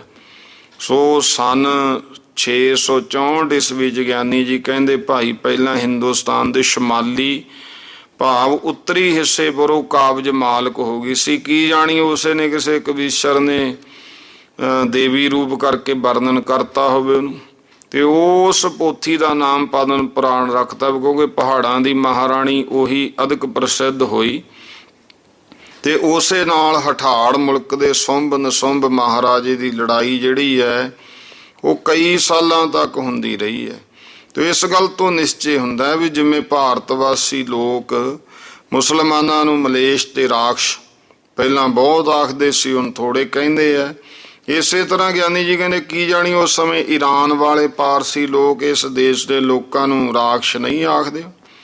ਦੁਰਗਾ ਦੇਵੀ, ਚਤੁਰਭੁਜੀ, ਅਸ਼ਟਭੁਜੀ, ਸਿੰਘ ਆਦਿਕ ਹੋਰ ਬੇਅੰਤ ਨਾਮ ਪ੍ਰਸਿੱਧ ਨੇ। ਤਾਂ ਤੇ ਭਗਉਤੀ ਨਾਮ ਕੇਵਲ ਗੁਰੂ ਰਚਿਤ ਭਗਤ ਦਾ, ਤੇਗ ਦਾ ਤੇ ਭਗਵੰਤ ਦਾ ਨਾਮ ਹੈ। ਸੋ ਗੁਰੂ ਕੇ ਮਤ ਵਿੱਚ ਇਹ ਤਿੰਨੇ ਨਾਮ ਪ੍ਰਵਾਨ ਨੇ। ਫਿਰ ਬਾਣੀ ਵਿੱਚ ਵੀ ਆਉਂਦਾ ਭਗਉਤੀ ਭਗਵੰਤ ਭਗਤ ਕਾ ਰੰਗ। ਸੋ ਭਗਉਤੀ ਜੋ ਭਗਵੰਤ ਹੈ ਜਾਣਾ, ਜਿਹਨੇ ਜਾਣ ਲਿਆ ਤਾਂ ਹੀ ਖਾਲਸੇ ਦੇ ਵਿੱਚ ਭਗਉਤਾ ਭਗਉਤੀ ਇਹ ਤਲਵਾਰ ਦਾ ਨਾਮ ਪ੍ਰਸਿੱਧ ਹੋਇਆ ਹੋਇਆ। ਗੁਰੂ ਸਾਹਿਬ ਨੇ ਵੀ ਅਨੇਕਾਂ ਜਗ੍ਹਾ ਭਗਉਤੀ ਨਾਮ ਤੋਂ ਤੇਗ ਦਾ ਹੀ ਕਬਚ ਉਚਾਰਨ ਕੀਤਾ, ਜਿਹਦੇ ਵਿੱਚ ਤੇਗ ਦੀ ਪ੍ਰਧਾਨਤਾ ਵਰਣਨ ਕੀਤੀ ਹੈ। ਉਹ ਜੇਕਰ ਸਾਰੀ ਜਗ੍ਹਾ ਤੇ ਥੋੜੇ ਥੋੜੇ ਨਿਸ਼ਾਨ ਵੀ ਦੀਏ, ਗਿਆਨੀ ਜੀ ਕਹਿੰਦੇ ਵੀ ਫਿਰ ਪੁਸਤਕ ਬਹੁਤ ਵਾਧੂ, ਇਸ ਕਰਕੇ ਥੋੜੇ ਲਿਖਦੇ ਆ, ਪਾਠਕ ਸਮਝ ਲੈਣਗੇ। ਜਿਵੇਂ ਭੁਜੰਗ ਪ੍ਰਿਆਤ ਛੰਦ, ਨਮੋ ਸ੍ਰੀ ਭਗਉਤੀ ਵਡੈਲੀ ਸਰੋਹੀ ਕਰੇ ਏਕ ਤੈ ਦ્વੈ ਸੋ ਭੱਟ ਹਾਥ ਸੋਹੀ। ਨਮੋ ਲੋਹ ਪੁੱਤਰੀ ਅਛੋਗੰ ਰਹੰਤੀ, ਨਮੋ ਜੀਵ ਜਵਾਲਾ ਮੁਖੀ ਲਿਓ ਬਲੰਤੀ। ਮਹਾਪਾਨ ਕੀ ਭਾਨ ਗੰਗਾ ਤਰੰਤੀ, ਲਰੇ ਸਮੂਹੇ ਮੋਖ ਦਾਤੀ ਅਨੰਤੀ। ਨਮੋ ਤੇਜ ਤਲਵਾਰ ਸ੍ਰੀ ਖਗ ਖੰਡਾ, ਮਹਾਰੁਦਰ ਰੂਪਾ ਵਿਰੂਪਾ ਪ੍ਰਚੰਡਾ। ਮਹਾ ਤੇਜ ਬੰਡਾ ਦੁਖੰਡਾ ਦੁਧਾਰੀ, ਮਹਾਸ਼ਸਤਰ ਬਨ ਕੋ ਮਹਾ ਭੀਮ ਆਰੀ। ਮਹਾਕਾਲ ਕੀ ਕਾਲ ਕਾ ਕਾਲ ਕ੍ਰੁਧੰ, ਮਹਾ ਵਿਗ੍ਰਹੀ ਬ੍ਰਿਧ ਦਾ ਅਰਧ ਉਰਧੰ। ਇਹ 10ਵੇਂ ਪਾਤਸ਼ਾਹ ਜੀ ਦੀ ਬਾਣੀ ਹੈ। ਮਹਾਪਾਤਨੀ ਤੂੰ ਪਰਲੈ ਕਾਲਕਾਰੀ, ਮਹਾ ਅਤਰ ਤੂੰ ਹੀ ਮਾਹੀ ਛਤਰ ਹਾਰੀ। ਮਹਾਕਾਲ ਕੀ ਲਾਟ ਬਿਕਰਾਲ ਭੀਮਾ, ਬਹੀ ਤਛ ਮੁਛੰ ਕਰੈ ਛਤਰ ਕੀਮਾ। ਮਹਾ ਤੇਜ ਕੀ ਤੇਜ ਤੂੰ ਤੇਜਵੰਤੀ, ਪਰਜਾ ਮੰਡਣੀ ਵੰਡਣੀ ਛਤਰ ਹੰਤੀ। ਮਹਾਵੀਰ ਵਿਦਿਆ ਮਹਾਵੀਰ ਰੂਪਾ, ਮਹਾਭੀਰਮ ਧੀਰ ਦਾਤੀ ਅਨੂਪਾ। ਤੂੰ ਹੀ ਸੈਫੋ ਪਟਾ ਮਹਾਕਾਟ ਕਾਤੀ, ਦਾਸ ਆਪ ਕੇ ਨੂੰ ਅਭੈਦਾਨ ਦਾਤੀ। ਜੋ ਮਿਆਨ ਤੇ ਵੀਰ ਤੋ ਕੋ ਸੜਕ ਕੇ, ਹੁਣ ਸਾਰੀ ਕਿਰਪਾਨ ਦੀ ਉਪਮਾ ਹੈ। ਕਿ ਜਿਹੜਾ ਕੋਈ ਸੂਰਮਾ ਤੈਨੂੰ ਮਿਆਨ ਚੋਂ ਸੜਾਕ ਦੇਣੇ ਕੱਢਦਾ ਹੈ। ਪਰਲੇ ਕਾਲ ਕੇ ਸਿੰਧ ਬੱਕੈ ਕੜਕੈ ਧਮੈ ਖੇਤ ਮੈਂ ਹਾਥ ਤੈ ਤੋਹੇ ਸੂਰੰਗ ਭਿਰੈ ਸਮੂਹੇ ਸਿੱਧ ਸਾਵੰਤ ਪੂਰੰ ਕਰੈ ਹਾਥ ਦਵੈ ਕਾਗ ਕੈ ਮਿਆਨ ਮੈਂ ਤੇ ਫਤਿਹ ਪਾਏ ਹੈ ਵੀਰ ਮੈਦਾਨ ਮੈਂ ਤੇ ਕਟਰ ਸ਼ਸਤਰ ਮੈਂ ਅਗਰਹਿ ਢੱਟ ਬਾਹੈ ਬਰੈ ਦੇਵ ਕੰਨਿਆ ਡੁੱਗ ਗਿਆ ਸਵਰਗਾ ਹੈ। ਜਿਹਦੇ ਤੇ ਤੂੰ ਵਰਦੀ ਹੈ ਉਹਨੂੰ ਦੇਵ ਕੰਨਿਆ ਵਰ ਲੈਂਦੀ, ਉਹ ਸਵਰਗਾਂ ਨੂੰ ਚਲਿਆ ਜਾਂਦਾ ਹੈ। ਮਹਾ ਖੇਤ ਮੈਂ ਜੋਰ ਕਰੈ ਹਾਥ ਜੇਤੇ ਬਸੈ ਸਵਰਗ ਮੈਂ ਬਰਸ ਹਾਰ ਤੇਤੇ ਸਮਰ ਸਮੂਹੇ ਸੀਸ ਤੋਪੈ ਚੜਾਵੈ ਮਹਾ ਧੂਪ ਹੋਇ ਅਵਤਾਰੈ ਰਾਜ ਪਾਜ ਪਾਵੈ। ਦੇਖੋ ਜਿਹੜੇ ਆ ਵੀ ਜਦੋਂ ਇਹਨੂੰ ਕੋਈ ਚਲਾਉਂਦਾ ਇਹਦੇ ਨਾਲ ਵੱਡੇ ਵੱਡੇ ਅਵਤਾਰਾਂ ਨੇ ਰਾਜ ਦੇ ਪ੍ਰਾਪਤੀ ਕਰ ਲਈ। ਇਹ ਰਾਜ ਦਿਵਾਉਣ ਵਾਲੀ ਹੈ। ਵਿਧੀ ਸੋ ਕਰੈ ਸੋ ਸਿਧੀ ਤੋਰ ਪੂਜਾ ਸਮਰ ਜੀਤ ਸੋ ਵੀਰ ਹੋਇਆ ਹੈ ਅਦੂਜਾ। ਤੁਹੀ ਜਹੈ ਵੀਰ ਬੈਨਤ ਛਤਰੀ ਮਹਾ ਖੜਗ ਧਾਰੀ ਮਹਾ ਤੇਜ ਅਤਰੀ ਪੜ੍ਹੈ ਪ੍ਰੀਤ ਸੈ ਪਾਤਰ ਅਸਤੋਤਰ ਜਾਕੋ ਬਨੈ ਰੁਦਰ ਕਾਲੀ ਰਖੰ ਵਾਰਤਾ ਕੋ ਰੁਦਰ ਮੰਜਨੀ ਗੰਜਨੀ ਹੈ ਅਗੋਤੀ ਸਦਾ ਜੈ ਸਦਾ ਜੈ ਸਦਾ ਜੈ ਭਗਉਤੀ ਸਦਾ ਦਾਹਨੇ ਦਾਸ ਕੋ ਦਾਨ ਦੀਜੈ ਗੁਰੂ ਸ਼ਾਹੇ ਗੋਬਿੰਦ ਕੀ ਰੱਖ ਲੀਜੈ ਇਤ ਗੁਰੂ ਰਚਤ ਭਗਉਤੀ ਸਤੋਤਰ ਸਮਾਪਤੰ। ਹੁਣ ਇਹਦੇ ਜਦੋਂ ਸਾਰਾ ਇਹ ਭਗਉਤੀ ਸਤੋਤਰ ਪੜਾਂਗੇ ਇਹਦੇ ਵਿੱਚ ਮਹਾਰਾਜ ਸਾਰੀ ਗੱਲ ਲਿਆ ਕੇ ਕਿਰਪਾਨ ਤੇ ਕਰਦੇ। ਹੁਣ ਇਹ ਕਵਚ ਜਿਹੜਾ ਹੈ ਇਹਨੂੰ ਇਹ ਰੱਖਿਆ ਕਵਚ ਵੀ ਕਹਿੰਦੇ ਆ। ਪੁਰਾਣੇ ਸਿੰਘ ਇਹਨੂੰ ਜੰਗ ਵਿੱਚ ਜਾਣ ਤੋਂ ਪਹਿਲਾਂ ਪੜ੍ਹਦੇ ਹੁੰਦੇ ਸੀ ਤੇ ਹੁਣ ਵਿਸ਼ਵਾਸ ਨਹੀਂ ਰਿਹਾ। ਹੁਣ ਤਾਂ ਪਤਾ ਹੀ ਨਹੀਂ ਹੈ ਕਿਸੇ ਨੂੰ ਵੀ 10ਵੇਂ ਪਾਤਸ਼ਾਹ ਮਹਾਰਾਜ ਦੀ ਕਿੰਨੀ ਬਾਣੀ ਰਚੀ ਹੈ ਤੇ ਇਹ ਜਿਹੜਾ ਹੈ ਇਹਨੂੰ ਰੱਖਿਆ ਕਵਚ ਵੀ ਕਹਿ ਦਿੰਦੇ ਸਨ। ਇਹ ਕਵਿ ਤੋਂ ਪਹਿਲਾਂ ਕਿੰਨੇ ਵਿੱਚੋਂ ਇਸ ਗੱਲ ਦਾ ਸਿੱਧ ਹੋ ਗਿਆ। ਗਿਆਨੀ ਜੀ ਕਹਿੰਦੇ ਹਨ ਕਿ ਭਾਈ ਭਗਉਤੀ ਨਾਮ ਤੇਗ ਦਾ ਹੈ ਤੇ ਤੇਗ ਕੀ ਆ? ਤੇਗ ਨੂੰ ਸਗੁਣ ਬ੍ਰਹਮ ਗੁਰੂ ਸਾਹਿਬ ਨੇ ਵਰਣਨ ਕੀਤਾ ਕਿ ਇਹ ਸਰਗੁਣ ਬ੍ਰਹਮ। ਤਾਂ ਹੀ ਗੁਰੂ ਕੇ ਝੰਡੇ ਉੱਤੇ ਤੇਗ ਦਾ ਚਿੰਨ੍ਹ ਹੈ, ਦੇਵੀ ਦਾ ਨਹੀਂ।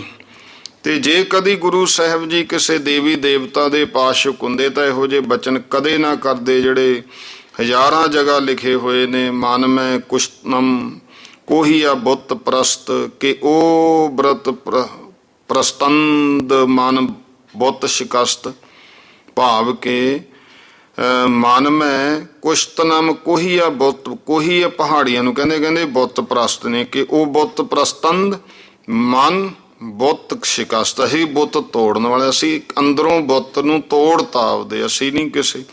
ਸੋ ਗੁਰੂ ਸਾਹਿਬ ਨੇ ਚੰਡੀ ਚਰਿੱਤਰ ਇਤਿਹਾਦਿਕ ਦੇ ਵਿੱਚ ਦੇਵੀ ਦੀ ਜਿਹੜੀ ਮਹਿਮਾ ਲਿਖੀ ਉਹ ਕੇਵਲ ਪਦਮ ਪੁਰਾਣ ਜਿਹੜਾ ਮਾਰਕੰਡਾ ਸੀ ਉਹਦਾ ਤਰਜਮਾ ਵੀ ਕੀਤਾ ਕਵਿੱਤ ਸਵਈਆਂ ਵਿੱਚ। ਜਿਵੇਂ ਹੁਣ ਗੁਰੂ ਸਾਹਿਬ ਨੇ ਤਰਜਮੇ ਵੀ ਕਰਾਏ ਸੀ, ਜਿਵੇਂ ਰਾਮ ਜੀ, ਕ੍ਰਿਸ਼ਨ, ਬੁੱਧ, ਪਾਰਸਨਾਥ, ਰੁਦਰ 27 ਅਵਤਾਰਾਂ ਦੇ ਜੰਗ ਪ੍ਰਸੰਗ। ਇਹ ਕਿਉਂ ਕਰਾਏ? ਕਿਉਂਕਿ ਮੁਰਦਾ ਹੋ ਚੁੱਕੀ ਹਿੰਦੂਆਂ ਦੇ ਵਿੱਚ ਵੀਰ ਰਸ ਦੀ ਜਿੰਦ ਭਰਨ ਵਾਸਤੇ ਫਿਰ ਮਹਾਰਾਜ ਨੇ ਵਰਣਨ ਕੀਤੇ ਜਿਨ੍ਹਾਂ ਨੂੰ ਤੁਸੀਂ ਮੰਨਦੇ ਹੋ ਤਾਂ ਆ ਸੀ। ਘੱਟੋ ਘੱਟ ਤੁਸੀਂ ਵੀ ਕੁਛ ਸੂਰਮੇ ਬਣੋ, ਕਿਉਂ ਡਰੀ ਜਾਂਦੇ ਹੋ ਤੁਰਕਾਂ ਤੋਂ? ਇਸ ਕਰਕੇ ਭਾਈ ਇਵੇਂ ਹੀ ਦੇਵੀ ਦਾ ਜੰਗ ਜਿਹੜਾ ਫਿਰ ਮਹਾਰਾਜ ਨੇ ਲਿਖਿਆ ਉਹ ਵੀਰ ਰਸ ਭਾਵ ਹੀ ਸੀ ਕਿ ਉਹ ਇੱਕ ਇਸਤਰੀ ਹੈ ਨਾ, ਕਹਾਉਣਿਓ ਤੁਸੀਂ ਮਰਦ ਕਿ ਉਹ ਇਸਤਰੀ ਹੋ ਕੇ ਦੁਸ਼ਟਾਂ ਨਾਲ ਦੈਂਤਾਂ ਨਾਲ ਲੜੀ ਗਈ ਇਕੱਲੀ ਹੋਈ। ਤੁਸੀਂ ਮਰਦ ਕਹਾਉਣ ਵਾਲੇ ਹੋ, ਤੁਸੀਂ ਕੰਦਰਾਂ 'ਚ ਵੜ ਲੁਕਦੇ ਹੋ ਤੁਰਕਾਂ ਤੋਂ, ਲੜੋ ਇਹਨਾਂ ਨਾਲ ਅੱਗੇ ਹੋ ਕੇ। ਹੋਰ ਮਹਾਰਾਜ ਦਾ ਭਾਈ ਕੋਈ ਪ੍ਰਯੋਜਨ ਨਹੀਂ ਸੀ। ਤੋ ਇਸ ਕਰਕੇ ਇਹਨਾਂ ਭਾਵਾਂ ਨੂੰ ਸਮਝਣਾ ਹੁੰਦਾ ਹੈ।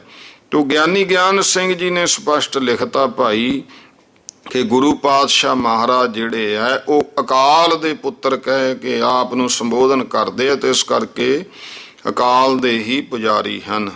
ਤੋ ਰਹੋ ਵਿਚਾਰ। ਹੁਣ ਜਦੋਂ ਸਤਿਗੁਰੂ ਸੱਚੇ ਪਾਤਸ਼ਾਹ ਨੇ ਉੱਥੇ ਭੌਂਕਾ ਜਿਹਾ ਬਹੁਤ ਉੱਠਿਆ ਤੇ ਫਿਰ ਸ੍ਰੀ ਸਾਹਿਬ ਮਿਆਨ ਵਿੱਚੋਂ ਕੱਢ ਕੇ ਕਿਹਾ, ਖਾਲਸਾ ਜੀ ਆਹ ਤੁਹਾਡੀ ਦੇਵੀ ਹੈ, ਇਹਨੂੰ ਜਿੱਥੇ ਵਰਤੋਂਗੇ ਇਹ ਰਾਜ ਭਾਗ ਵੀ ਲੈ ਕੇ ਦੇਊ ਤੁਹਾਨੂੰ। ਤੇ ਉੱਥੋਂ ਗੱਲ ਪ੍ਰਚਲਿਤ ਕਰਦੀ ਇਹ ਕਿਰਪਾਨ ਜਿਹੜੀ ਆ ਉਹ ਜੀ ਦੇਵੀ ਨੇ ਦਿੱਤੀ। 6ਵੇਂ ਪਾਤਸ਼ਾਹ ਮਹਾਰਾਜ ਕੋਲੇ ਵੀ ਕਿਰਪਾਨ ਰਹੀ ਆ, ਉਹ ਕੌਣ ਦੇ ਗਿਆ ਸੀ? ਤੋ ਇਹ ਜਿਹੜੀਆਂ ਨੇ ਨਾ ਸਮਝ ਗੱਲਾਂ ਉਹਨਾਂ ਤੋਂ ਬਚਣਾ ਚਾਹੀਦਾ ਹੈ। ਗੁਰੂ ਪਾਤਸ਼ਾਹ ਮਹਾਰਾਜ ਜਿਹੜੇ ਨੇ ਉਹ ਸਾਨੂੰ ਕਾਲ ਦੇ ਲੜ ਲਾਉਂਦੇ ਆ। ਸਰਗੁਣ ਰੂਪ ਦੇ ਵਿੱਚ ਬੇਅੰਤ ਸ਼ਕਤੀਆਂ ਰੂਪ ਵਿੱਚ ਉਹਦੀ ਉਪਮਾ ਜ਼ਰੂਰ ਕਰਦੇ ਆ ਕਿ ਉਹ ਜਦੋਂ ਸਰਗੁਣ ਰੂਪ ਕੋਈ ਨਾ ਕੋਈ ਸ਼ਕਤੀ ਧਾਰਦਾ ਹੈ ਤਾਂ ਉਹ ਕੋਈ ਕਰਤੱਵ ਵਾਸਤੇ, ਕੋਈ ਨਿੱਤ, ਕੋਈ ਨਿਮਿਤ ਇਤਿਆਦਿਕ ਅਵਤਾਰ ਰੂਪ ਦੇ ਵਿੱਚ, ਜਿਵੇਂ ਨਿਮਿਤ ਅਵਤਾਰ ਰੂਪ ਵਿੱਚ ਵੀ ਉਹਨੇ ਸ਼ਕਤੀ ਇੱਕ ਧਾਰਤੀ। ਸ਼ਕਤੀ ਕੀ ਛੱਡੀ? ਹੁਣ ਜਦੋਂ ਜਿਹੜਾ ਪ੍ਰਹਿਲਾਦ ਸੀ ਉਹਦਾ ਪਿਓ ਨੂੰ ਮਾਰਨ ਲੱਗਿਆ, ਉਹਨੇ ਰੱਬ ਨੂੰ ਰਾਧਿਆ, ਤਾਂ ਫਿਰ ਹੁਣ ਸ਼ਕਤੀ ਇੱਕ ਛੱਡੀ, ਨਰਸਿੰਘ ਰੂਪ ਬਣਾ ਕੇ ਪ੍ਰਹਿਲਾਦ ਨੂੰ ਬਚਾ ਲਿਆ ਤੇ ਹਰਨਾਕਸ਼ ਦਾ ਘਾਤ ਕਰਤਾ। ਉਹਨੂੰ ਨਿਮਿਤ ਅਵਤਾਰ ਕਿਹਾ ਕਿ ਨਰਸਿੰਘ ਰੂਪ ਪ੍ਰਗਟ ਹੋਇਆ ਅਵਤਾਰ, ਪਰ ਉਹਨੇ ਇੱਕੋ ਹੀ ਕੰਮ ਕੀਤਾ, ਪ੍ਰਹਿਲਾਦ ਦੀ ਰੱਖਿਆ ਕਰਤੀ। ਉਹਨੂੰ ਕਿਹਾ ਨਿਮਿਤ, ਕਿਸੇ ਕੰਮ ਦੇ ਨਿਮਿਤ ਅਵਤਾਰ ਆਇਆ, ਉਹਨੇ ਆਪਦਾ ਉਹ ਕੰਮ ਕੀਤਾ ਤੇ ਉਹ ਸ਼ਕਤੀ ਫਿਰ ਬ੍ਰਹਮ ਦੇ ਵਿੱਚ ਭੇਦ ਹੋ ਗਈ। ਉਹਨਾਂ ਨੂੰ ਨਿਮਿਤ ਅਵਤਾਰ ਕਿਹਾ। ਨਿੱਤ ਅਵਤਾਰ ਵੀ ਕਿਹਾ, ਜਿਵੇਂ ਕੋਈ ਗੁਰਮੁਖ ਸੰਤ ਨੇ, ਇਹ ਨਿੱਤ ਅਵਤਾਰ ਨੇ ਕਿ ਰੋਜ਼ ਉਪਦੇਸ਼ ਕਥਾ ਵਿਚਾਰ ਜਿੰਦਗੀ ਤੋ ਰਹੋ ਵਿਚਾਰ। ਇਹ ਅਵਤਾਰਾਂ ਦੀਆਂ ਵੀ ਕਿਸਮਾਂ ਹਨ। ਤੋ ਸਤਿਗੁਰੂ ਸੱਚੇ ਪਾਤਸ਼ਾਹ ਮਹਾਰਾਜ ਜਦੋਂ ਫਿਰ ਆਨੰਦਪੁਰ ਸਾਹਿਬ ਆ ਗਏ, ਸਾਰੇ ਲੋਕ ਅੱਗੋਂ ਉੱਠ ਉੱਠ ਕੇ ਆ ਕੇ ਮਿਲੇ, ਨਜ਼ਰਾਨੇ ਲਿਆਏ। ਇਹ ਚਰਚਾ ਸਾਰੇ ਦੇਸ਼ 'ਚ ਫੈਲ ਗਈ, ਜਿਸ ਕਰਕੇ ਸਿੱਖਾਂ ਨੇ ਗੁਰਬਿਲਾਸ ਆਦਿਕ ਪੁਸਤਕਾਂ ਵਿੱਚ, ਜਿਹੜੇ ਗੁਰੂ ਸਾਹਿਬ ਦੇ ਜੋਤੀ ਜੋ ਸਮਾਉਣ ਤੋਂ 60-70 ਵਰਸ ਪਿੱਛੋਂ ਬਣੇ, ਫਿਰ ਉਹ ਵਿੱਚ ਉਹਨਾਂ ਨੇ ਕਈਆਂ ਨੇ ਦੇਵੀ ਦਾ ਪ੍ਰਗਟ ਹੋਣਾ ਲਿਖ ਛੱਡਿਆ ਹੈ। ਭਾਵੇਂ ਇਹ ਪ੍ਰਸੰਗ ਉਹਨਾਂ ਸਿੱਖਾਂ ਨੇ ਰਾਜਨੀਤੀ ਦੇ ਚਾਲੇ ਨੂੰ ਮਾਛੀਵਾੜੇ ਦੀ ਕਥਾ ਵਾਂਗੂ ਮੁੱਖ ਰੱਖ ਕੇ ਲਿਖਿਆ, ਕਿਉਂਕਿ ਉਸ ਸਮੇਂ ਇਸ ਹੋਮ ਕਰਨ ਤੋਂ ਇੱਕ ਵਾਰੀ ਤਾਂ ਸਾਰੀ ਹਿੰਦਵੈਣ ਵਿੱਚ ਚਰਚਾ ਚੱਲ ਵੀ ਸੀ, ਜੋ ਫਿਰ ਸਾਰੇ ਵਰਨਾਂ ਨੂੰ ਇੱਕ ਬਰਤਨ ਵਿੱਚ ਭੋਜਨ ਛਕਾਉਣ ਤੇ ਫਿਰ ਖੱਤਰੀ ਭਾਈਆਂ ਦੇ ਨਿੰਦ ਕਰਨ ਤੇ ਬਹੁਤ ਲੋਕ ਮੂੰਹ ਫੇਰ ਗਏ ਸਨ। ਪਰ ਗੁਰੂ ਸਾਹਿਬ ਜੀ ਨੇ, ਸਿੰਘਾਂ ਨੇ ਆਪਣੇ ਸੱਚੇ ਧਰਮ ਨੂੰ ਨਹੀਂ ਛੱਡਿਆ, ਜਿਸ ਦੇ ਪ੍ਰਤਾਪ ਨਾਲ ਇਹ ਖਾਲਸਾ ਪੰਥ ਹੁਣ ਜਗਤ ਦੇ ਪਰ ਪ੍ਰਕਾਸ਼ ਰਿਹਾ। ਸੋ ਗੁਰੂ ਸਾਹਿਬ ਜੀ ਦੇ ਹੁਕਮ ਅਨੁਸਾਰ ਪਹਿਲਾਂ ਹੀ ਅਨੇਕਾਂ ਪ੍ਰਕਾਰ ਦੇ ਭੋਜਨ ਰੱਖੇ ਹੋਏ ਸੀ। ਉਹਨਾਂ ਭਗੌੜੇ ਵਿਪਰਾਂ ਨੂੰ ਥੋੜ੍ਹਾ ਚਿਰ ਉਡੀਕ ਕੇ ਸਤਿਗੁਰੂ ਜੀ ਦੇ ਹੁਕਮ ਅਨੁਸਾਰ ਫਿਰ ਅਭਿਆਗਤਾਂ ਸਿੱਖਾਂ ਸਾਧੂਆਂ ਦੀ ਪੰਗਤ ਕਰਾ ਦਿੱਤੀ ਗਈ। ਪਿੱਛੋਂ ਬ੍ਰਾਹਮਣ ਆ ਕੇ ਕਲਪਣ ਲੱਗੇ ਤੇ ਕ੍ਰੋਧ ਨਾਲ ਬੋਲੇ ਵੀ ਤੁਸੀਂ ਇਹਨਾਂ ਸਿੱਖਾਂ ਨੂੰ, ਜਿਨ੍ਹਾਂ ਵਿੱਚ ਵਧੇਰੇ ਸ਼ੂਦਰ ਨੇ, ਸਾਡਾ ਹੱਕ ਭੋਜਨ ਕਿਉਂ ਦੇ ਦਿੱਤਾ? ਪਹਿਲੇ ਸਾਨੂੰ ਛਕਾ ਕੇ ਪਿੱਛੋਂ ਇਹਨਾਂ ਨੂੰ ਦੇਣਾ ਸੀ। ਹੁਣ ਇਹਨਾਂ ਸ਼ੂਦਰਾਂ ਦਾ ਉਚਿਸ਼ਟ ਖਾ ਕੇ ਅਸੀਂ ਆਪਣਾ ਬ੍ਰਹਮ ਧਰਮ ਗਵਾ ਲਈਏ। ਤੁਸੀਂ ਸਾਡਾ ਅਹਿਸਾਨ ਭੁਲਾ ਕੇ ਸਾਨੂੰ ਸਾਰੇ ਜਗਤ ਗੁਰੂਆਂ ਨੂੰ, ਸ਼ੂਦਰ ਤੇ ਸ਼ੂਦਰਾਂ ਨੂੰ ਮਹਾਤਮਾ ਸਮਝਿਆ। ਇਹ ਵਿਪਰਜੇ ਕਰਮ ਕਰਨਾ ਤੁਹਾਡਾ ਧਰਮ ਨਹੀਂ।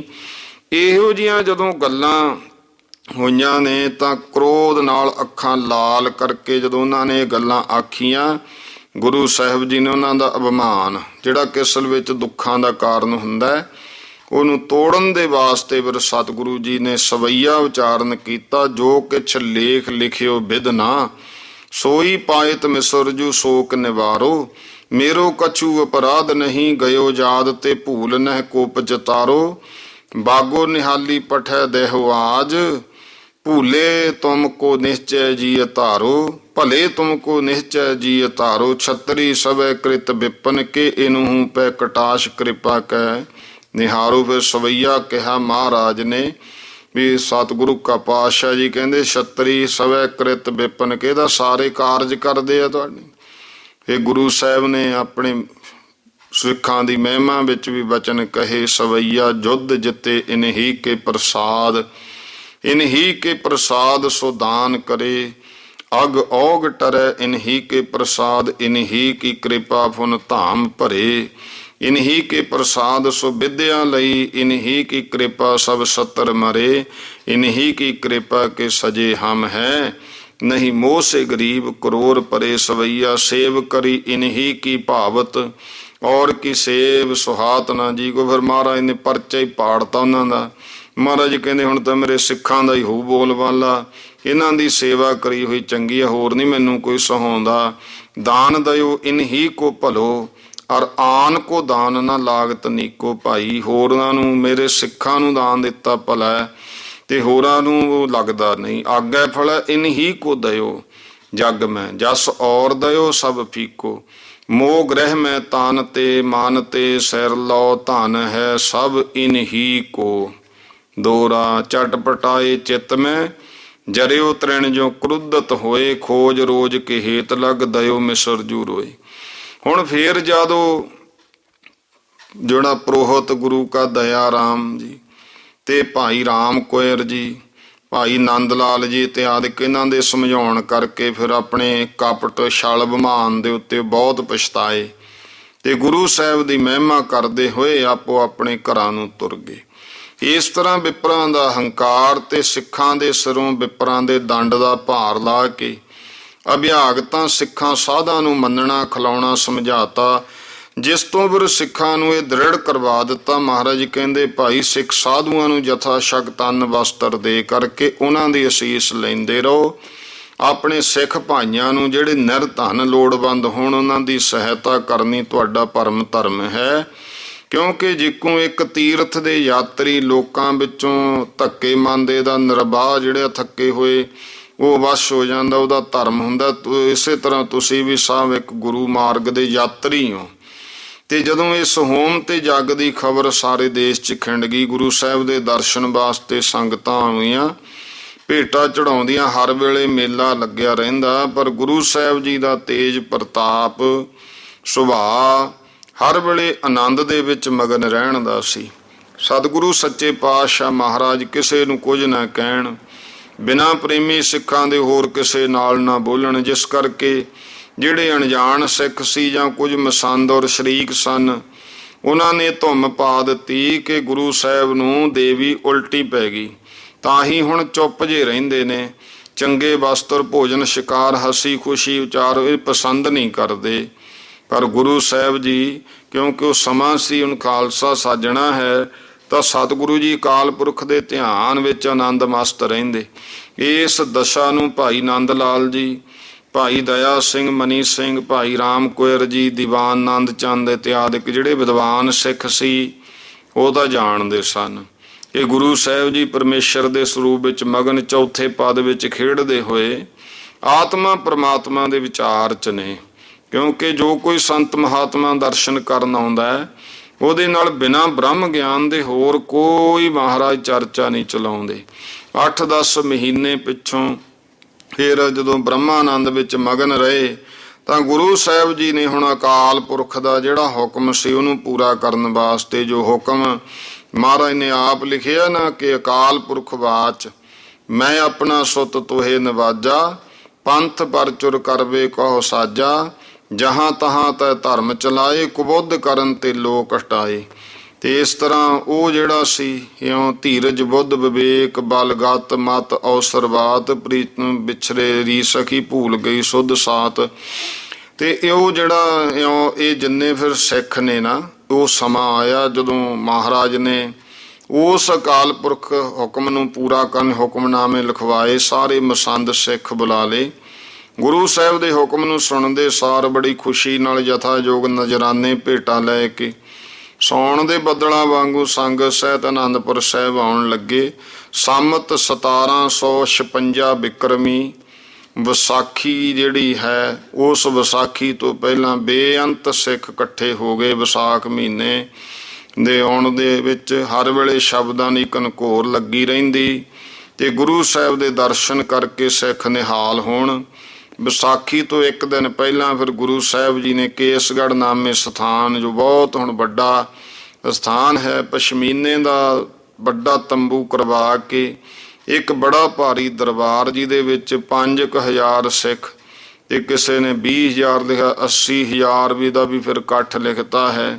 ਤੇ ਉਹ ਸਾਰਿਆਂ ਦੇ ਨੇਤਰ ਚਕੋਰ ਮੁਖ ਚੰਦ ਸਤਿਗੁਰਾਂ ਦੇ ਵੱਲ, ਜਿਵੇਂ ਚਕੋਰ ਦਾ ਚੰਦਰਮਾ ਵੱਲ ਹੈ, ਸਿੱਖਾਂ ਦੇ ਨੇਤਰ ਚਕੋਰ ਵੱਤ ਹੈ, ਗੁਰੂ ਮੁਖ ਚੰਦਰਮਾ ਵੱਲ ਇੱਕ ਟਕ ਦੇਖ ਰਹੇ ਹੈ।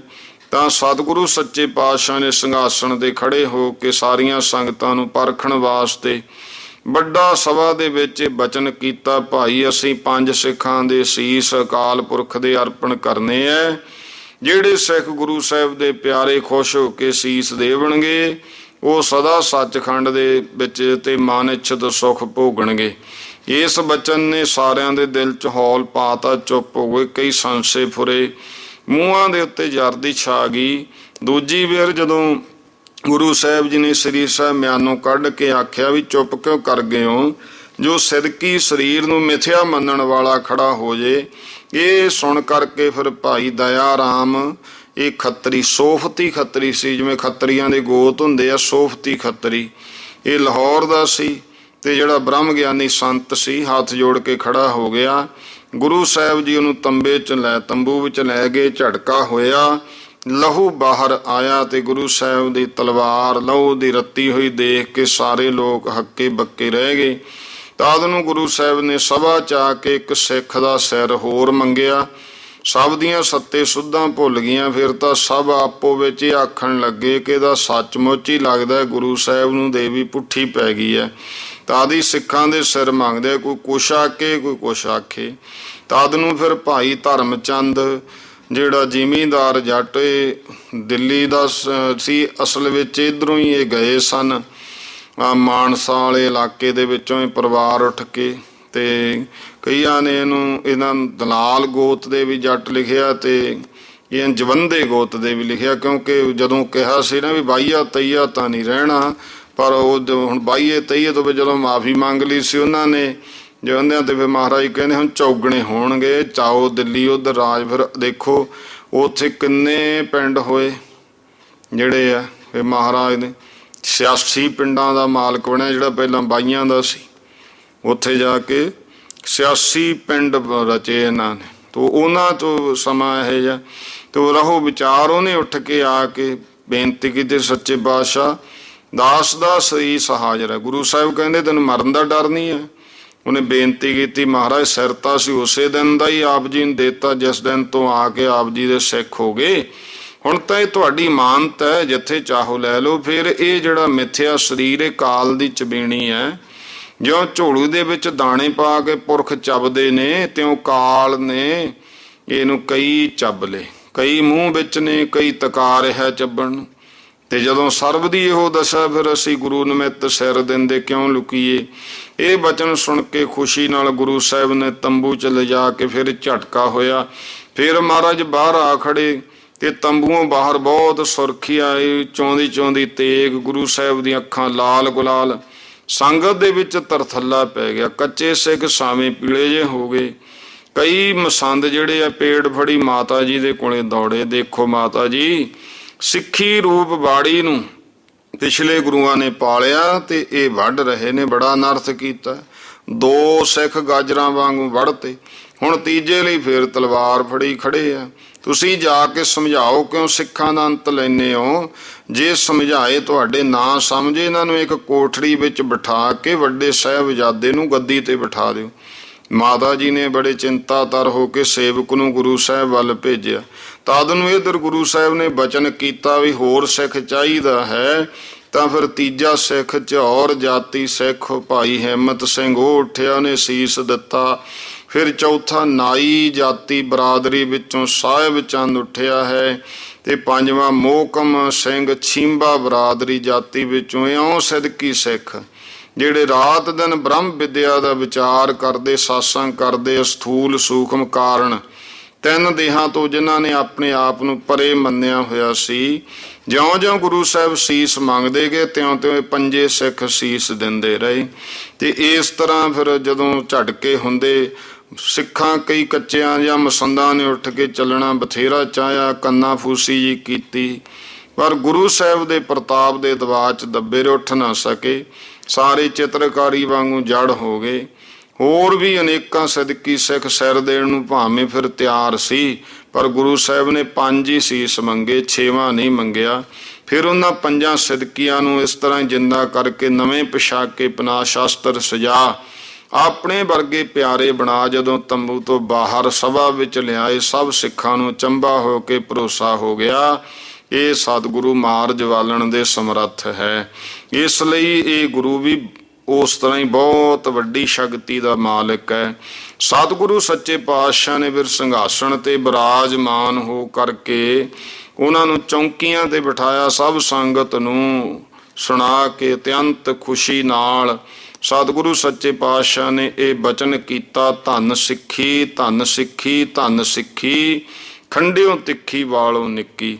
ਜਿਹਨੂੰ ਸੁਣ ਕੇ ਉਹਨਾਂ 5 ਨੂੰ ਸਾਵਧਾਨ ਸਜੇ ਵਜੇ ਦੇਖ ਕੇ ਸਾਰੀ ਸਭਾ ਜਿਹੜੀ ਪਹਿਲਾਂ ਭੈ ਭੀਤ ਮੂੰਹ ਪੀਲੇ ਮਰਝਾਈ ਬੈਠੀ ਖਿੜ ਗਈ। ਫਿਰ ਬਹੁਤ ਸਿੱਖ ਪਛਤਾਉਣ ਲੱਗੇ, ਅਸੀਂ ਕਿਉਂ ਨਾ ਸਿਰ ਦੇਣ ਲਈ ਖੜੇ ਹੋਏ। ਫਿਰ ਗੁਰੂ ਸਾਹਿਬ ਜੀ ਨੇ ਸਭ ਨੂੰ ਧੀਰਜ ਦੇ ਕੇ ਬਚਨ ਕੀਤਾ ਕਿ ਸਿੱਖੋ, ਤੁਸੀਂ ਸਭ ਗੁਰੂ ਜੀ ਦੇ ਲਾਲ ਇੱਕ ਤੋਂ ਇੱਕ ਵਧੇਰੇ ਚੜ੍ਹਦੇ ਤੋਂ ਚੜ੍ਹਦੇ ਸਦਕੀਓ। ਦੇਖੋ, ਜਦੋਂ ਗੁਰੂ ਪਾਤਸ਼ਾਹ ਗੁਰੂ ਨਾਨਕ ਦੇਵ ਮਹਾਰਾਜ ਨੇ ਧਾਨਕ ਰੂਪ ਧਾਰ ਕੇ ਸਿੱਖੀ ਪਰਖੀ, ਤਦ ਕੇਵਲ ਇੱਕ ਗੁਰੂ ਅੰਗਦ ਦੇਵ ਮਹਾਰਾਜ ਬੀਜ ਰੂਪ ਵਿੱਚ ਪੂਰੇ ਉਤਰੇ, ਜਿਨ੍ਹਾਂ ਦੀ ਕਿਰਪਾ ਨਾਲ ਬੇਸ਼ੁਮਾਰ ਸਿੱਖੀ ਫੈਲੀ ਫਵੀ ਪ੍ਰਕਾਸ਼ ਦੀ ਹੈ। ਹੁਣ ਤਾਂ ਭਾਈ 5 ਪ੍ਰਗਟ ਹੋ ਗਏ ਨੇ, ਹੋਰ ਬੇਅੰਤ ਇਸੇ ਤਰ੍ਹਾਂ ਸਿਦਕੀ ਨੇ ਤਾਂ ਤੇ ਹੁਣ ਪੱਕਾ ਭਰੋਸਾ ਪੱਕ ਗਿਆ ਕਿ ਪੰਥ ਦੀ ਬਹੁਤ ਬ੍ਰਿਧੀ ਹੋਵੇਗੀ ਤੇ ਹਿੰਦਵੈਣ ਦੇ ਵਿਰੋਧੀ ਦੁਸ਼ਟਾਂ ਨੂੰ ਮਾਰ ਕੇ ਇਹੋ ਹੀ ਸਿੱਖ ਧਰਮ ਦਾ ਵਿਸਥਾਰ ਕਰਨਗੇ ਜੈਸਾ ਕੀਤਾ, ਕਿਉਂਕਿ ਪੰਜਾਂ ਦੇ ਵਿੱਚ ਪਰਮੇਸ਼ਰ ਪ੍ਰਤੱਖ ਹੈ।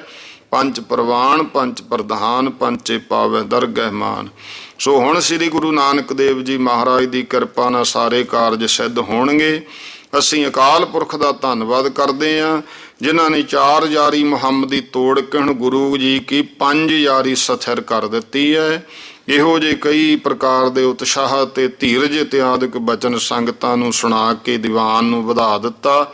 ਗੁਰੂ ਸਾਹਿਬ ਨੇ ਮਹਿਲਾਂ ਵਿੱਚ ਜਾ ਕੇ ਮਾਤਾ ਜੀ ਨੂੰ ਨਮਸਕਾਰ ਕੀਤੀ, ਸਾਰਾ ਪ੍ਰਸੰਗ ਸੁਣਾ ਕੇ ਉਤਸ਼ਾਹ ਵਧਾਇਆ, ਜਿਸ ਤੋਂ ਮਾਤਾ ਜੀ ਨੇ ਖੁਸ਼ ਹੋ ਕੇ ਬਹੁਤ ਮਾਇਆ ਨਿਸ਼ਾਵਰ ਕਰਕੇ ਗੁਰਸਿੱਖਾਂ ਨੂੰ ਵੰਡੀ, ਗੁਰੂ ਸਾਹਿਬ ਨੂੰ ਸੀਸ ਦਿੱਤੀ ਕਿ ਪੰਥ ਹੁਣ ਬਹੁਤ ਪ੍ਰਤਾਪੀ ਅਟਲ ਤੇ ਅਮਰ ਹੋਵੇਗਾ। ਟਾਈਮ ਹੋ ਗਿਆ ਹੈ ਹੁਣ ਸਮਾਪਤੀ ਦਾ, ਬਾਕੀ ਆਪਾਂ ਕੱਲ ਅੱਗੇ ਕਥਾ ਪੜ੍ਹਾਂ ਸੁਣਾਂਗੇ। ਸਰਬੱਤ ਮਾਈ ਭਾਈ ਉਚਾਰਨ ਕਰੋ ਜੀ, ਵਾਹਿਗੁਰੂ ਨਾਮ ਜਹਾਜ ਹੈ, ਚੜ੍ਹੇ ਸੋ ਉਤਰੇ ਪਾਰ, ਜੋ ਸ਼ਰਧਾ ਕਰ ਸੇਵੰਦੇ, ਗੁਰ ਪਾਰ ਉਤਾਰਨ ਹਾਰ। ਵਾਹਿਗੁਰੂ ਜੀ ਕਾ ਖਾਲਸਾ, ਵਾਹਿਗੁਰੂ ਜੀ ਕੀ ਫਤਿਹ।